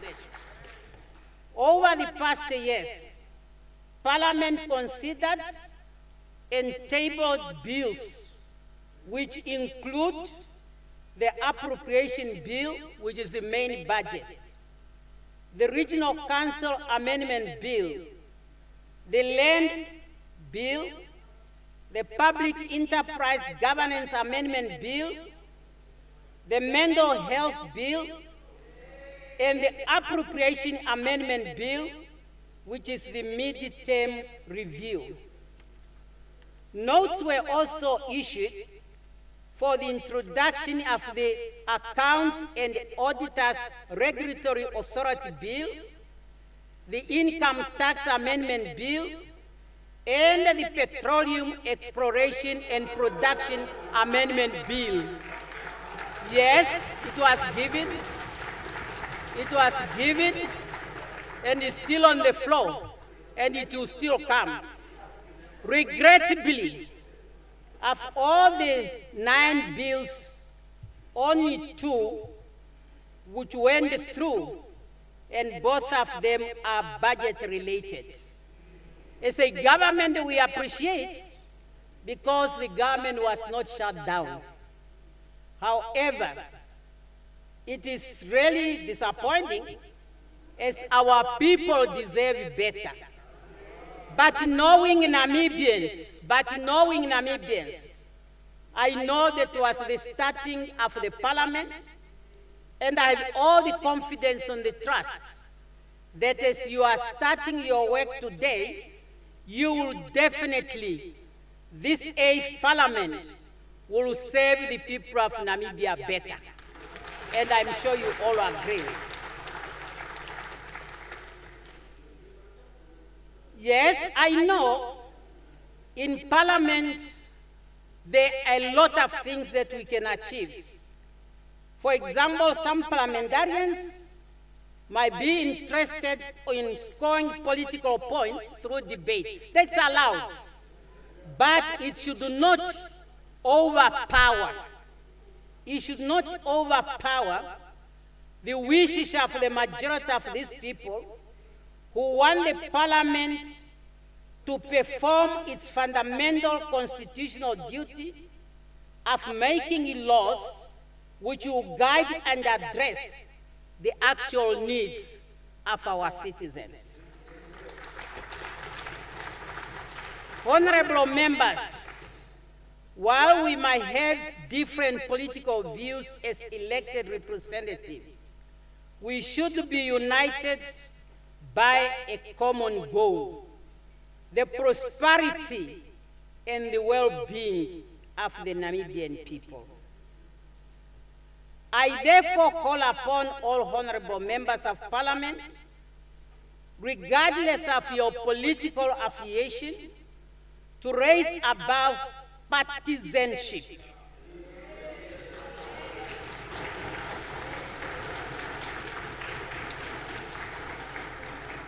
To conduct yourself with dignity and to restore public confidence in this institution.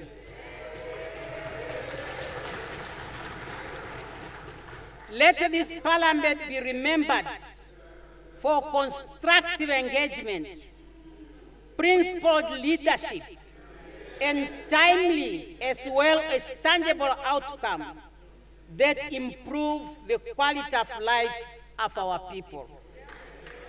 Honorable Speaker, Honorable Chairperson, the path ahead requires mutual cooperation and a renewed sense of agency from all the 3 organs of the state. The executive, for its part, remains dedicated to work closely with Parliament to prioritize sustainable development. We are all leaders, and we must lead with passion. I am confident that together we can build a Namibia that is prosperous, fair, and justice. In this context, I look forward to a productive parliamentarian result in 2026.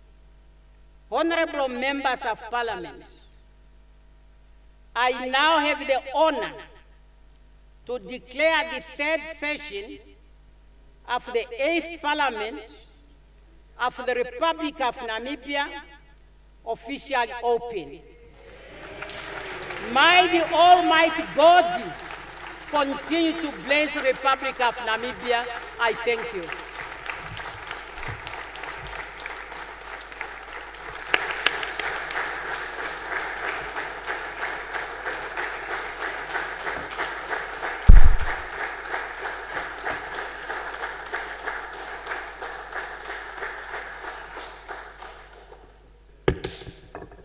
Kindly take your seats. Thank you very much, Your Excellency, for that insightful statement. And I would like to ask my honorable colleague, the chairperson of the National Council, Honorable Muha, to convey our appreciation on our behalf of Honorable Muha.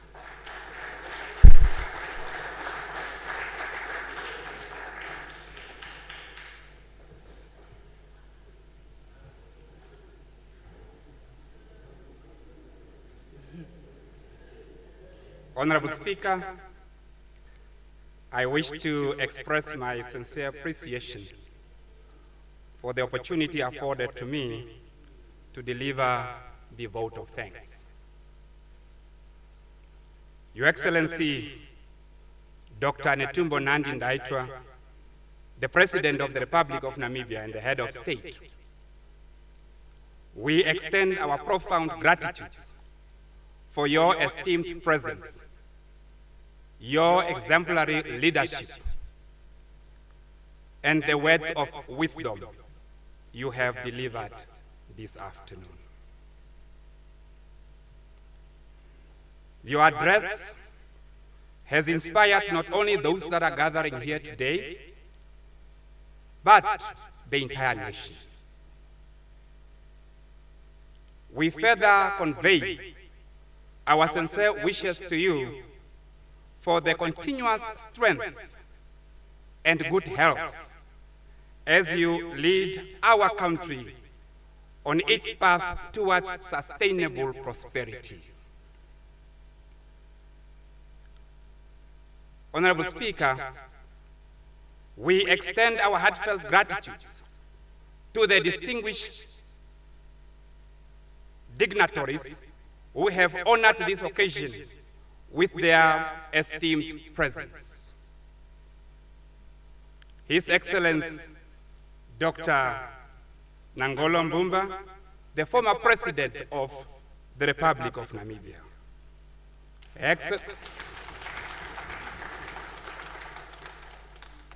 Excellency, Madam Lucia Vetboy, Vice President of the Republic of Namibia. Retired General Epaphras Denga Ndaitwah, Mshinda, the First Gentleman of the Republic of Namibia. We are so profoundly appreciative of your presence and the honor you have bestowed upon this gathering. Furthermore, the Right Honorable Prime Minister, Dr. Elijah Chitunga Ngurare, Honorable Cabinet Ministers, leaders of the official opposition, and all honorable members of Parliament present here, you are hereby acknowledged with deep appreciation for your esteemed presence.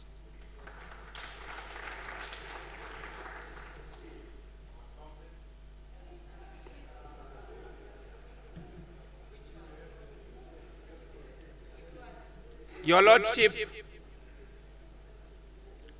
Chief Justice Peter Shivute, together with other honorable members of Judiciary present here, we extend our sincere appreciation for your esteemed presence.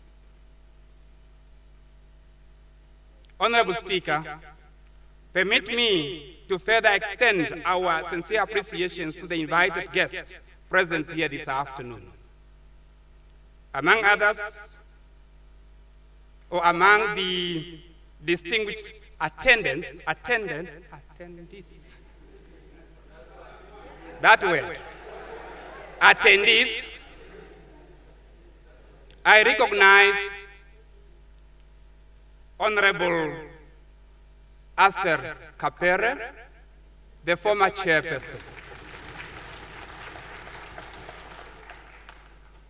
Honorable Professor Peter Kachavivi, the former speaker.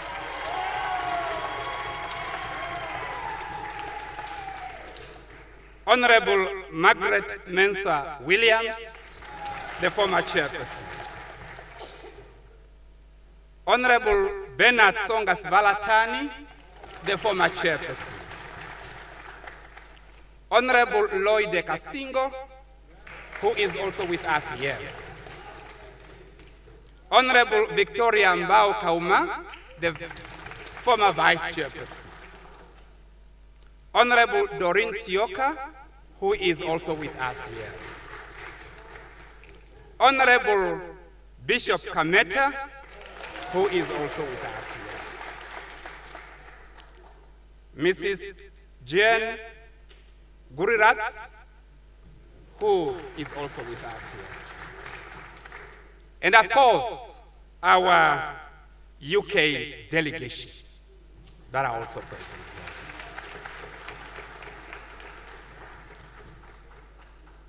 I as well wish to acknowledge with deep appreciation the presence of members of the Diplomatic Corps, former members of Parliament, heads of institutions, captains of industries, administrative heads of Parliament, the two of them that are sitting here, members of the media, and the broader public that are here.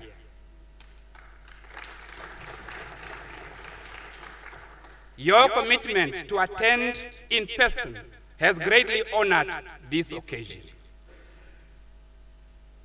Honorable Speaker, as I conclude, I invite everyone sitting here to join me in offering our profound gratitude to the Almighty for granting us with His grace and, of course, for the good rain.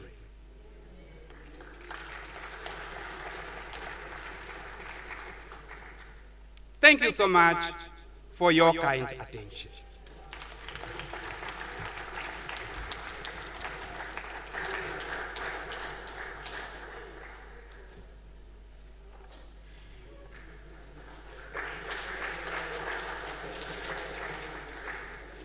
Thank you very much, Honorable Muha, for conveying that vote of thanks on our behalf. Now, in terms of our rules, on the opening day of Parliament, there will be no further matters to consider. The only matter that was here for us to consider was to receive the opening statement of Her Excellency, which she has delivered in an excellent manner. And now, in terms of the rules, I have the pleasure to ask that the House adjourn, the Joint Parliamentary House, adjourn for this joint session of Parliament until further notice, but that the National Assembly would resume tomorrow at 14 hours 30 at the usual place.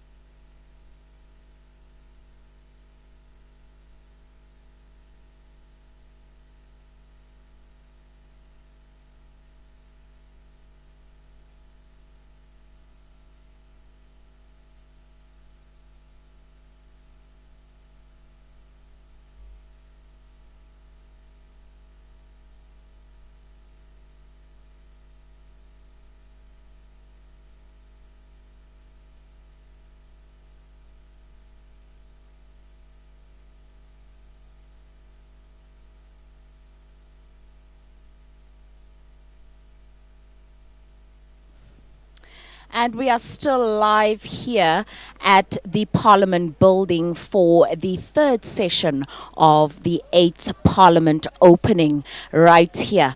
And today's theme is enhancing the role of Parliament for inclusive development and participatory democracy. Now, we are joined on set by youth activist Mr. Bernard Kavau to actually discuss a little bit more about the role of the youth and their significance in terms of their voices here at the opening of Parliament. Welcome. Thank you. Greeting to all Namibian. I believe all the youth are watching. It's a good day to be here. Thank you. Mr. Bernard, from a youth perspective, what expectations do young Namibians have regarding the Public Enterprise and Governance Amendment Bill 2025, particularly around accountability and service delivery? Yes, the expectation of many youth is definitely service delivery. Now, for service to be delivered, it should be that whatever is that being amended, what is that has to be inclusive in the bill, it must include anything that benefits the youth. If you look at our current president, Honorable Her Excellency Netumbo Nandi-Ndaitwah, her focus is always about inclusion, youth benefication.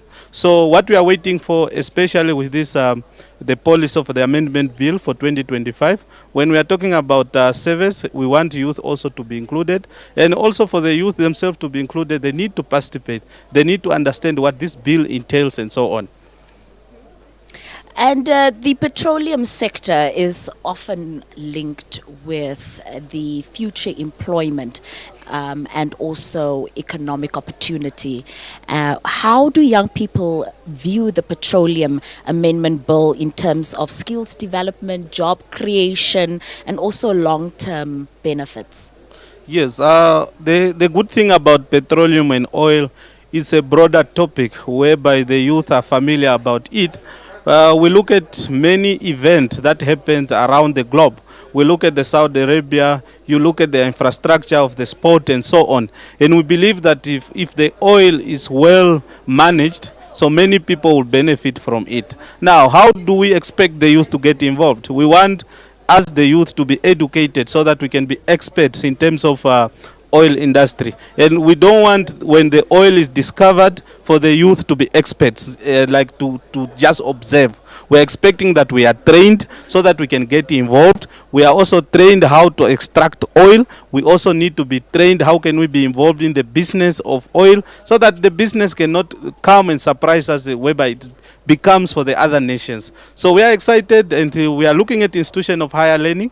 We want them to introduce curriculum more on oil and gas so that many doors can be opened for the youth. We believe it's through education. That's how the youth can be empowered. After education, of course, it must be open. Youth must have opportunity to do business in oil and gas. Entrepreneurship opportunity need to be there. The market need to be open to the youth. We know there's competition out already when it comes to the oil industry, but are our youth ready? Are they capacitated? Maybe that is what we must be looking into.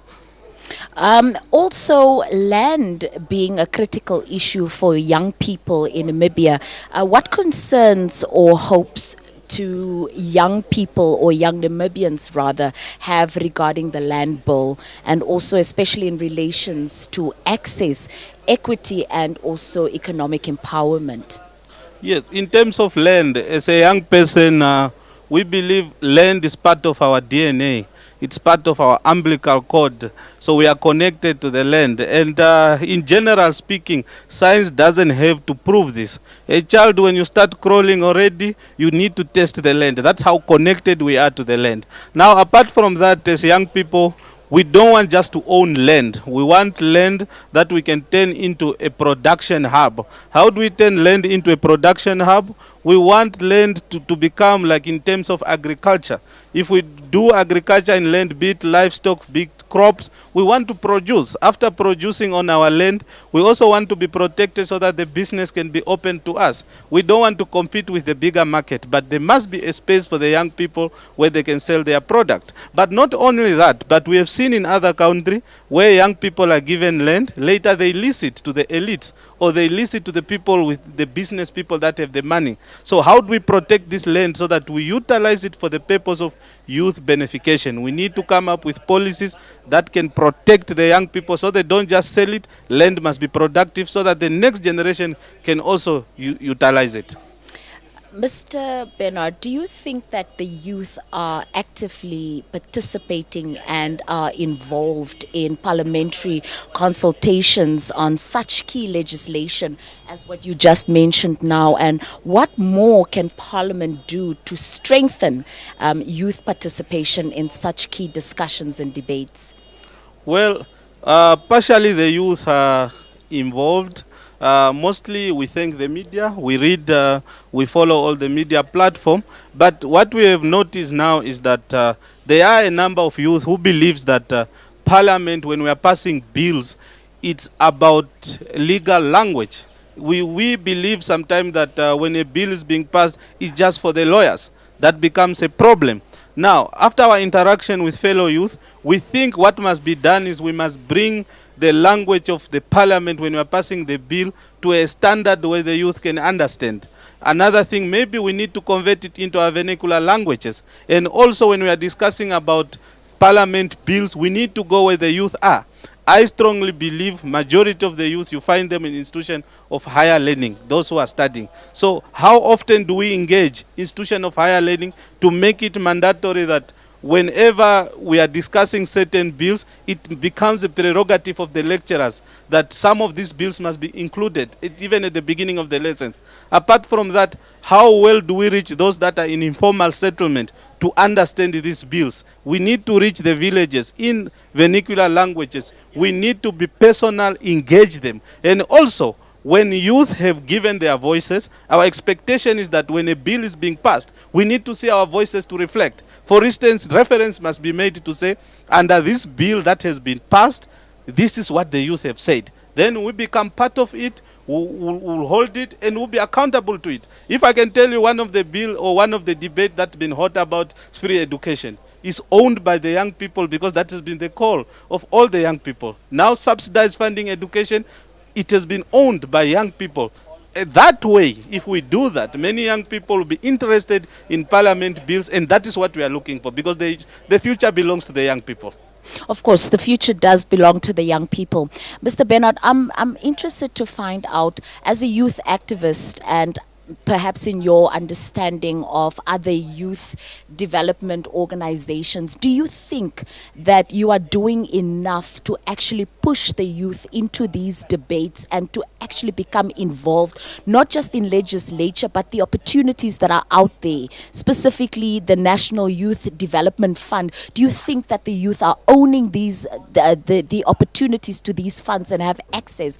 Are they doing enough? And what are you doing as an activist to push the youth? Well, we are trying our best. I think we are doing that. Where we meet young people, be it a sport court, even if we have football or tournament, we are engaging in this dialogue. Be it we meet, be it a church, these discussions are ongoing. But the question is, even if these discussions are ongoing, for example, the Youth Development Fund, how is it the process, the bureaucratic process for someone to register their business? Is it accessible to the young people, or is it only accessible to the young people that are in urban area? What about the young people that are in rural area, that are unemployed, which becomes like it's very difficult for them to reach to the urban areas? Maybe that's the direction that we need to move. How do we bring services to the people where they are, where the young people are? Because if we are not careful, urbanization will come to an increase. Everyone will flock to urban city, and then at the end of the day, we'll still have a challenge of urbanization. We need to go back to the people where they are. That is the point that we are thinking. That is the better that we can do. I'm curious to think that today here during the official opening of the 8th Parliament, we did witness young people here, but primarily primary school young people.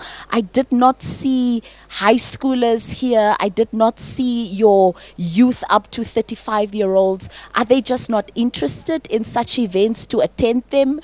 What is your take? Probably we could say the period at which the parliament has opened, many young people, the university doors did not open. Majority of the young people come to urban area in search of either education or employment. Now, for those which are at employment, classes did not start yet. Probably that might be one of the reasons. But that is not a reason enough for them not to be here. Probably it can be either they are not invited, and I think any young person will be invited, will be interested to join the parliament. It's a dream come true for many young people just to be at parliament, to look at it, not just to look at it into the history textbook. Apart from that, we also believe that many young people, especially that are employed during this session, they are at work. How do you get leave to say to your boss that I want to go to the parliament at the parliament opening session? These are some of the challenges as to why many young people are not involved or not are here. But when it comes to learners, it's very easy. It's just a matter of a teacher to identify them and bring them to the venue. But nevertheless, I can tell you, I think we are moving in the right direction. Many young people are interested in the dialogue of their country because it affects them. In our discussion, we are saying politics is leadership. It is politics that decide how much, in layman's language, bread will be, electricity and water bills. Who will not want to be interested in such topics? I think we just need to reach them. We need more civic education, that which the young people can resonate with and understand. That's the direction that we should be going. Mr. Bernard, thank you so much for that. Earlier you mentioned that education is definitely the key to attain everything else, and specifically gaining access into key industries such as agriculture, oil and gas, as you previously mentioned. What is the way forward after attaining this educational degree that you are talking about? What is the action that will happen from the youth side after that to actually gain access to these industries? Yes, I think the first action is that young people need to familiarize ourselves with the road as to how, one, if you are in entrepreneurship, what can you do for your business to be legitimately registered?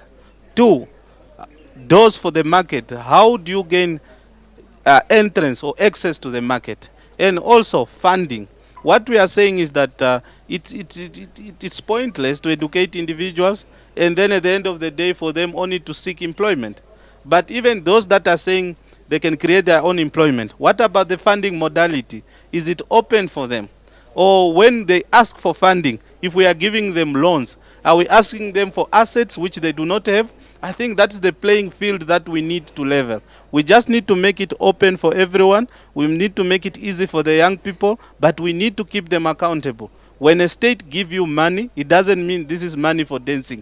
Yes. But rather, you must use the money sustainably so that you can also employ other young people so that that business does not die. So you become reference to the other young people in the future to say, look, the state has funded me, or company ABCD have funded me. Here I am today, I'm flourishing. And next, maybe you might be the next funder for the next business hub opportunity for the next young people.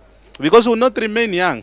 It's just an age. Next, we are the elders of tomorrow. So we need to think in a sustainable way on how we can live for tomorrow better. We can no longer go back to the past and say, I wish I was there. But we are here now. Actions need to happen now. Speaking of civic engagement, earlier you mentioned civic engagement and involvement also. Do you think that NGOs registered for youth development are doing enough to develop the youth in terms of aligning them to national agendas and national priorities? I will say we are not that much doing enough. There are obstacles, there are predicaments to that. Sometimes it's having access to the youth themselves. It can be a challenge. Many times it's easy to get youth in urban area. Where do you get them? An institution of higher learning. Apart from that, unless you go to a recreational facility like sport. Apart from that, when it comes to the rural area, it's a problem. One of it already just to reach them, it's a problem by itself. I think The better way how we are going to do this is when we develop rural area.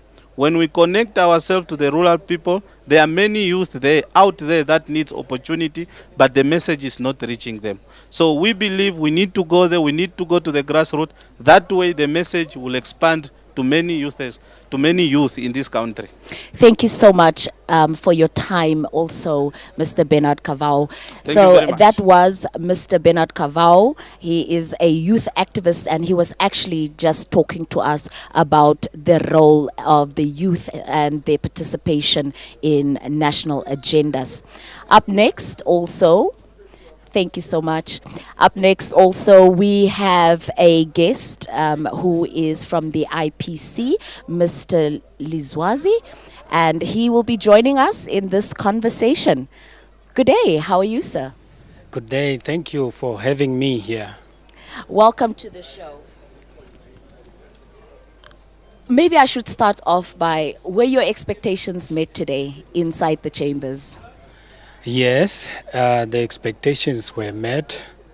As we have listened to the president throughout, even last year, she was not happy with the parliament not passing any of the bills that were tabled.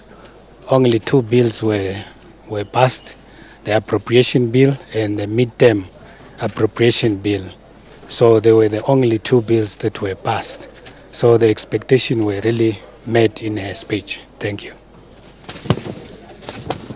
Mr. Lizwazi, sorry, I'm just here. Lizazi. Lizazi. Yeah. Getting my paper ready. As a political sort of like political analyst, in your view, we would say today, from a policy analyst perspective or standpoint, what key governance gaps does the Public Enterprises and Governance Amendment Bill 2025 seek to address? The gaps that it seeks to address is especially the main issue of accountability when it comes to the governance of the Republic of Namibia. Transparency is also key, whereby the leaders, all of us who are in leadership, are supposed to be transparent in everything that we do. And also looking at issues that benefit the Namibian people at large. What about the Petroleum Exploration and Production Amendment Bill 2025, which has attracted both optimism and also concern? What policy risks and opportunities does this bill actually present for the Namibian economy? Thank you very much. When it comes to the bill, they need to be accountability. They should be transparent. They should be policy guided based on what is provided for by the Constitution of the Republic of Namibia. Rightly said inside that the legislature, the executive and the judiciary are supposed to work together. Yes. So when you look at this policy, centralizing the power to an individual and then you are not transparent, it makes the Namibian people to be suspicious. And us as legislatures also become suspicious that why should we centralize the powers into an individual? So we need that particular person to be open up when questions are posed when it comes to this bill. So the bill must speak to the needs of the Namibian people. Of course. To the interest of the nation, to the benefit of the nation. Then this is not going to, that's why the people we have negative and positive people having that attitude. It's because there's a bit of lack of transparency. When transparency is there and the policy guide is clear to everyone, then there will be no one who is going to be negative when this policy comes.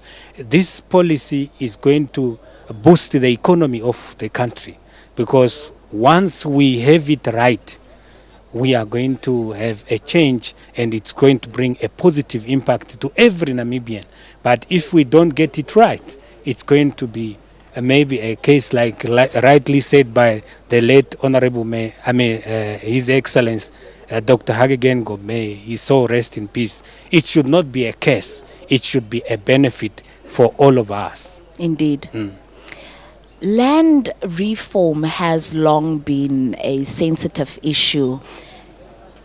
How does the land bill actually align with international interest and also best practices and land governance and equitable distribution of land? Thank you very much. The land bill has taken the powers of the traditional authority away. As we alluded in the Legislative Assembly last year, those are the concerns that we have alluded on, that it takes out the powers of the traditional authorities and center all the powers in the minister, and it makes it, have the Namibian people will ask a question that how can we center such an important aspect that brought about the people going for the liberation struggle into an individual. So it's a problem. We see a problem that the land bill that is on the table now, on the role of Parliament, it's not really speaking to the aspirations of the Namibian people. At least we have put across the needs that we want to be amended. For example, to give the power when it comes to the distribution of the communal land to the traditional authority as they've been doing it. Because now there is an issue whereby there will be a committee that is even above the leaders of the traditional authority. When the traditional authority says the land goes to A, the committee says the land cannot go to A, the land goes to B. Now, where is the power of the traditional authority? And these are the people who are holding our society to peace. Exactly. They are working very hard and they are bringing peace and order in the communal areas. Thank you so much for your time this afternoon. We really appreciate this insightful conversation. Thank you very much for having me. Up next, we have also another MP joining us on set, Mr. Abet Ishono, and he's also from the IPC, here today as a political analyst, and welcome. Thank you so much. Were your expectations met inside? Yes, kind of. Kind of, maybe explain. The speech of the president, it's well crafted. She spoke as a mother, like talking to the children, her children actually. And I could sense from the president's speech that she had some disappointments that the 8th Parliament last year did not pass any laws. Why do you think this is, or this was? Yeah, from IPC we cannot quickly jump to passing laws without scrutinizing them. First we scrutinize them. When we are satisfied, when everything is covered, then only then that we can pass those laws. And in the previous years and with the previous parliament groups, they came up with many wonderful laws, which looks like we should put them aside and come up with new more ones, instead of revisiting those old ones and see where we can amend and restructure them to make, because some of those good laws were very, very good laws. And as the official opposition, the IPC, what do you think you contributed to those laws, those good laws, as you rightfully state, for not being tabled? The scrutiny. Strongly scrutinizing them, see if they are really, really there to serve the nation. And where we saw that they were not well polished, we tried to polish them.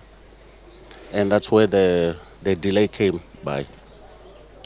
How important, sir, is evidence-based research in shaping parliamentary debates on complex legislation, such as the 3 bills that we previously mentioned, which is the Public Enterprise and Governance Amendment Bill, as well as the Petroleum Exploration Production Amendment Bill, and also the Land Reform Bill. Like exactly what I said, we could not quickly get into those until they are very well researched, until we have tangible information clear that is exactly what we are talking about. Are we really saying what is there, or is there something that we do not understand?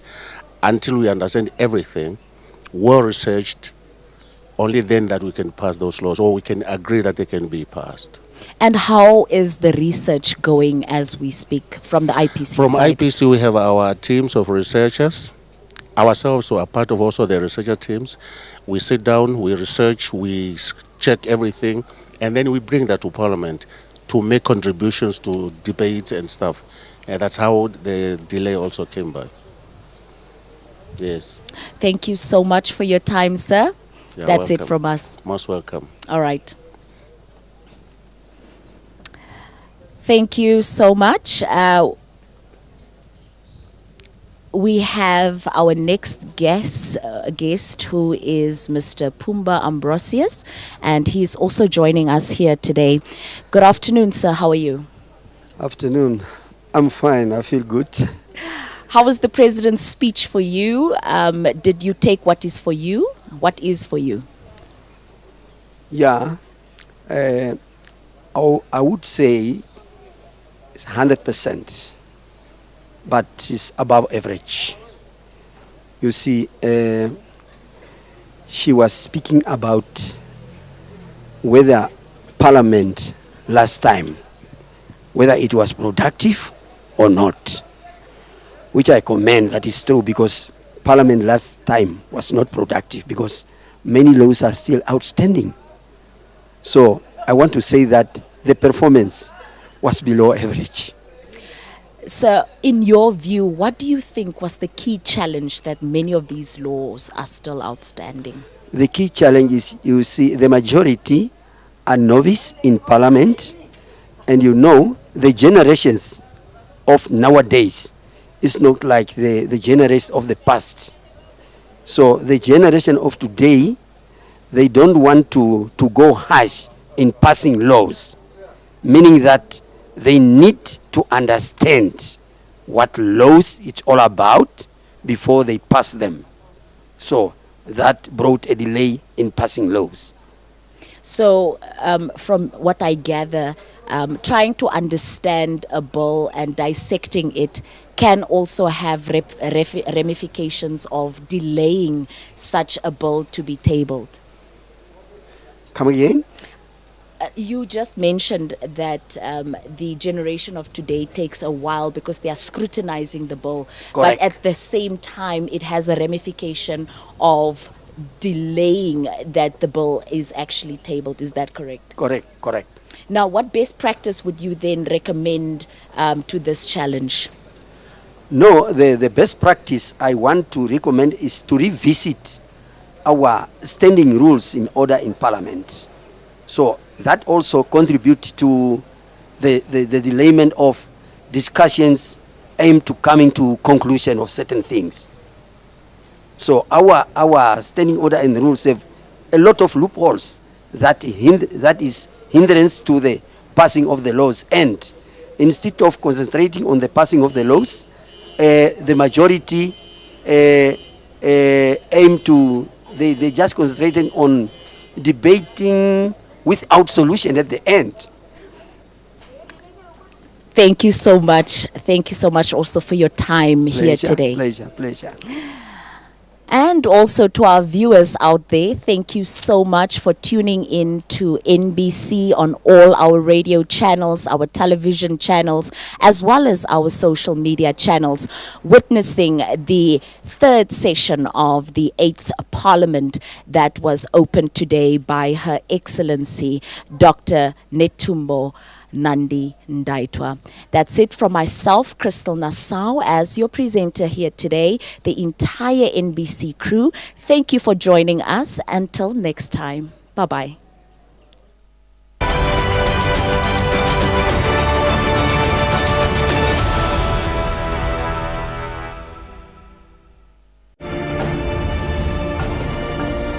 This is NBC1. It's ours.